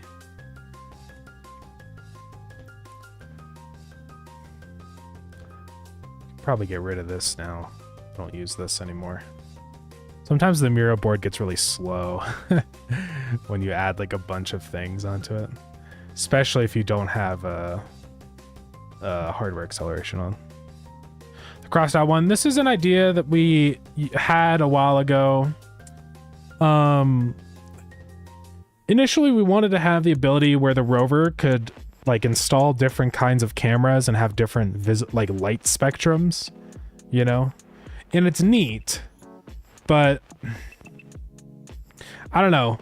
I think it's just a lot of work to get that kind of working properly with all the visibility maps and everything, and we just sort of decided like we're gonna wait on that, like scrap it for now. And also the other problem is like I don't know like what the visibility stuff would do. That's kind of the main problem with it.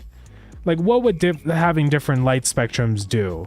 And this is the only guy we came up with that would do that, that would have like be on a different light spectrum. So that was the other thing of like, well, we can't really even think of any content to add with this mechanic. So I don't know. Yeah, the enemy, I mean, the design and stuff is cool. It would be like a neat idea visually and stuff, but I just that's basically as far as it goes. It just doesn't seem like it would be like, I don't know, worth the time in designing that kind of system. Because we want this game to be done quick, right? So what's this little button here? Whoa. Whoa. Then there's Pisces. That's what I am. Whoa. Whoa. All right. You're Aries? No way.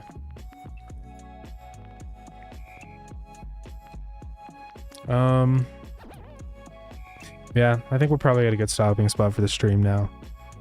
The Kobold AI is working and doing what he needs to do. I do want to have sort of a little a way to stop him, or like, you know, take the item back from him. So maybe we could kick him. If you just press E on him, you like punch him or something and he gets stunned for a minute and drops the item. So possibly that's what we'll do. Maybe a broom. Yeah, I don't know. But I want some way, if you catch up with him, to actually be able to get your item back. That's the whole idea of him anyway, so. He doesn't permanently take items away. And that's also kind of, in a way, maybe a good mechanic, possibly too. Like, something positive for the player. Because he spawns in a random location, so he might actually bring an item back from like a difficult to reach place and be running around with it. So it'll be interesting. I think.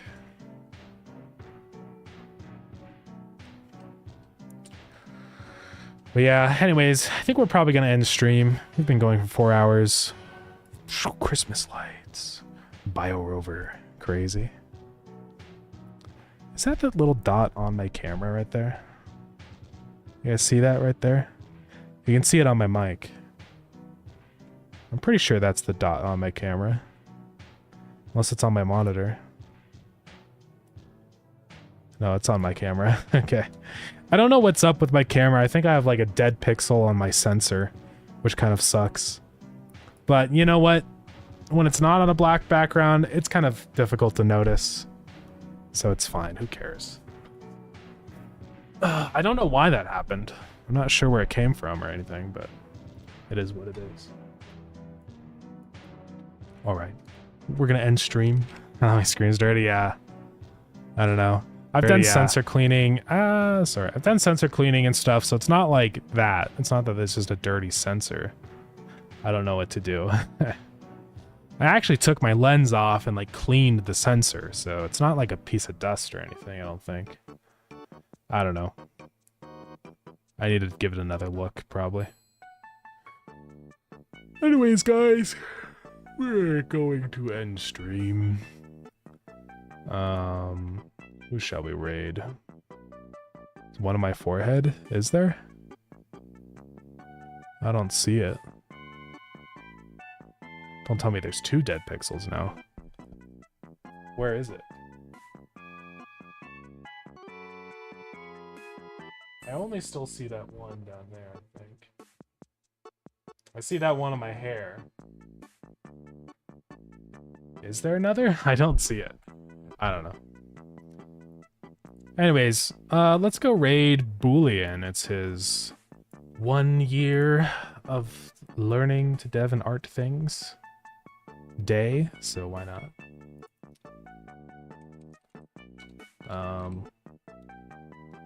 Oh, it's a black pixel? I don't see that one. I don't know, I gotta just open up a black image, you know, on the camera so I can figure out what's going on. That's fine.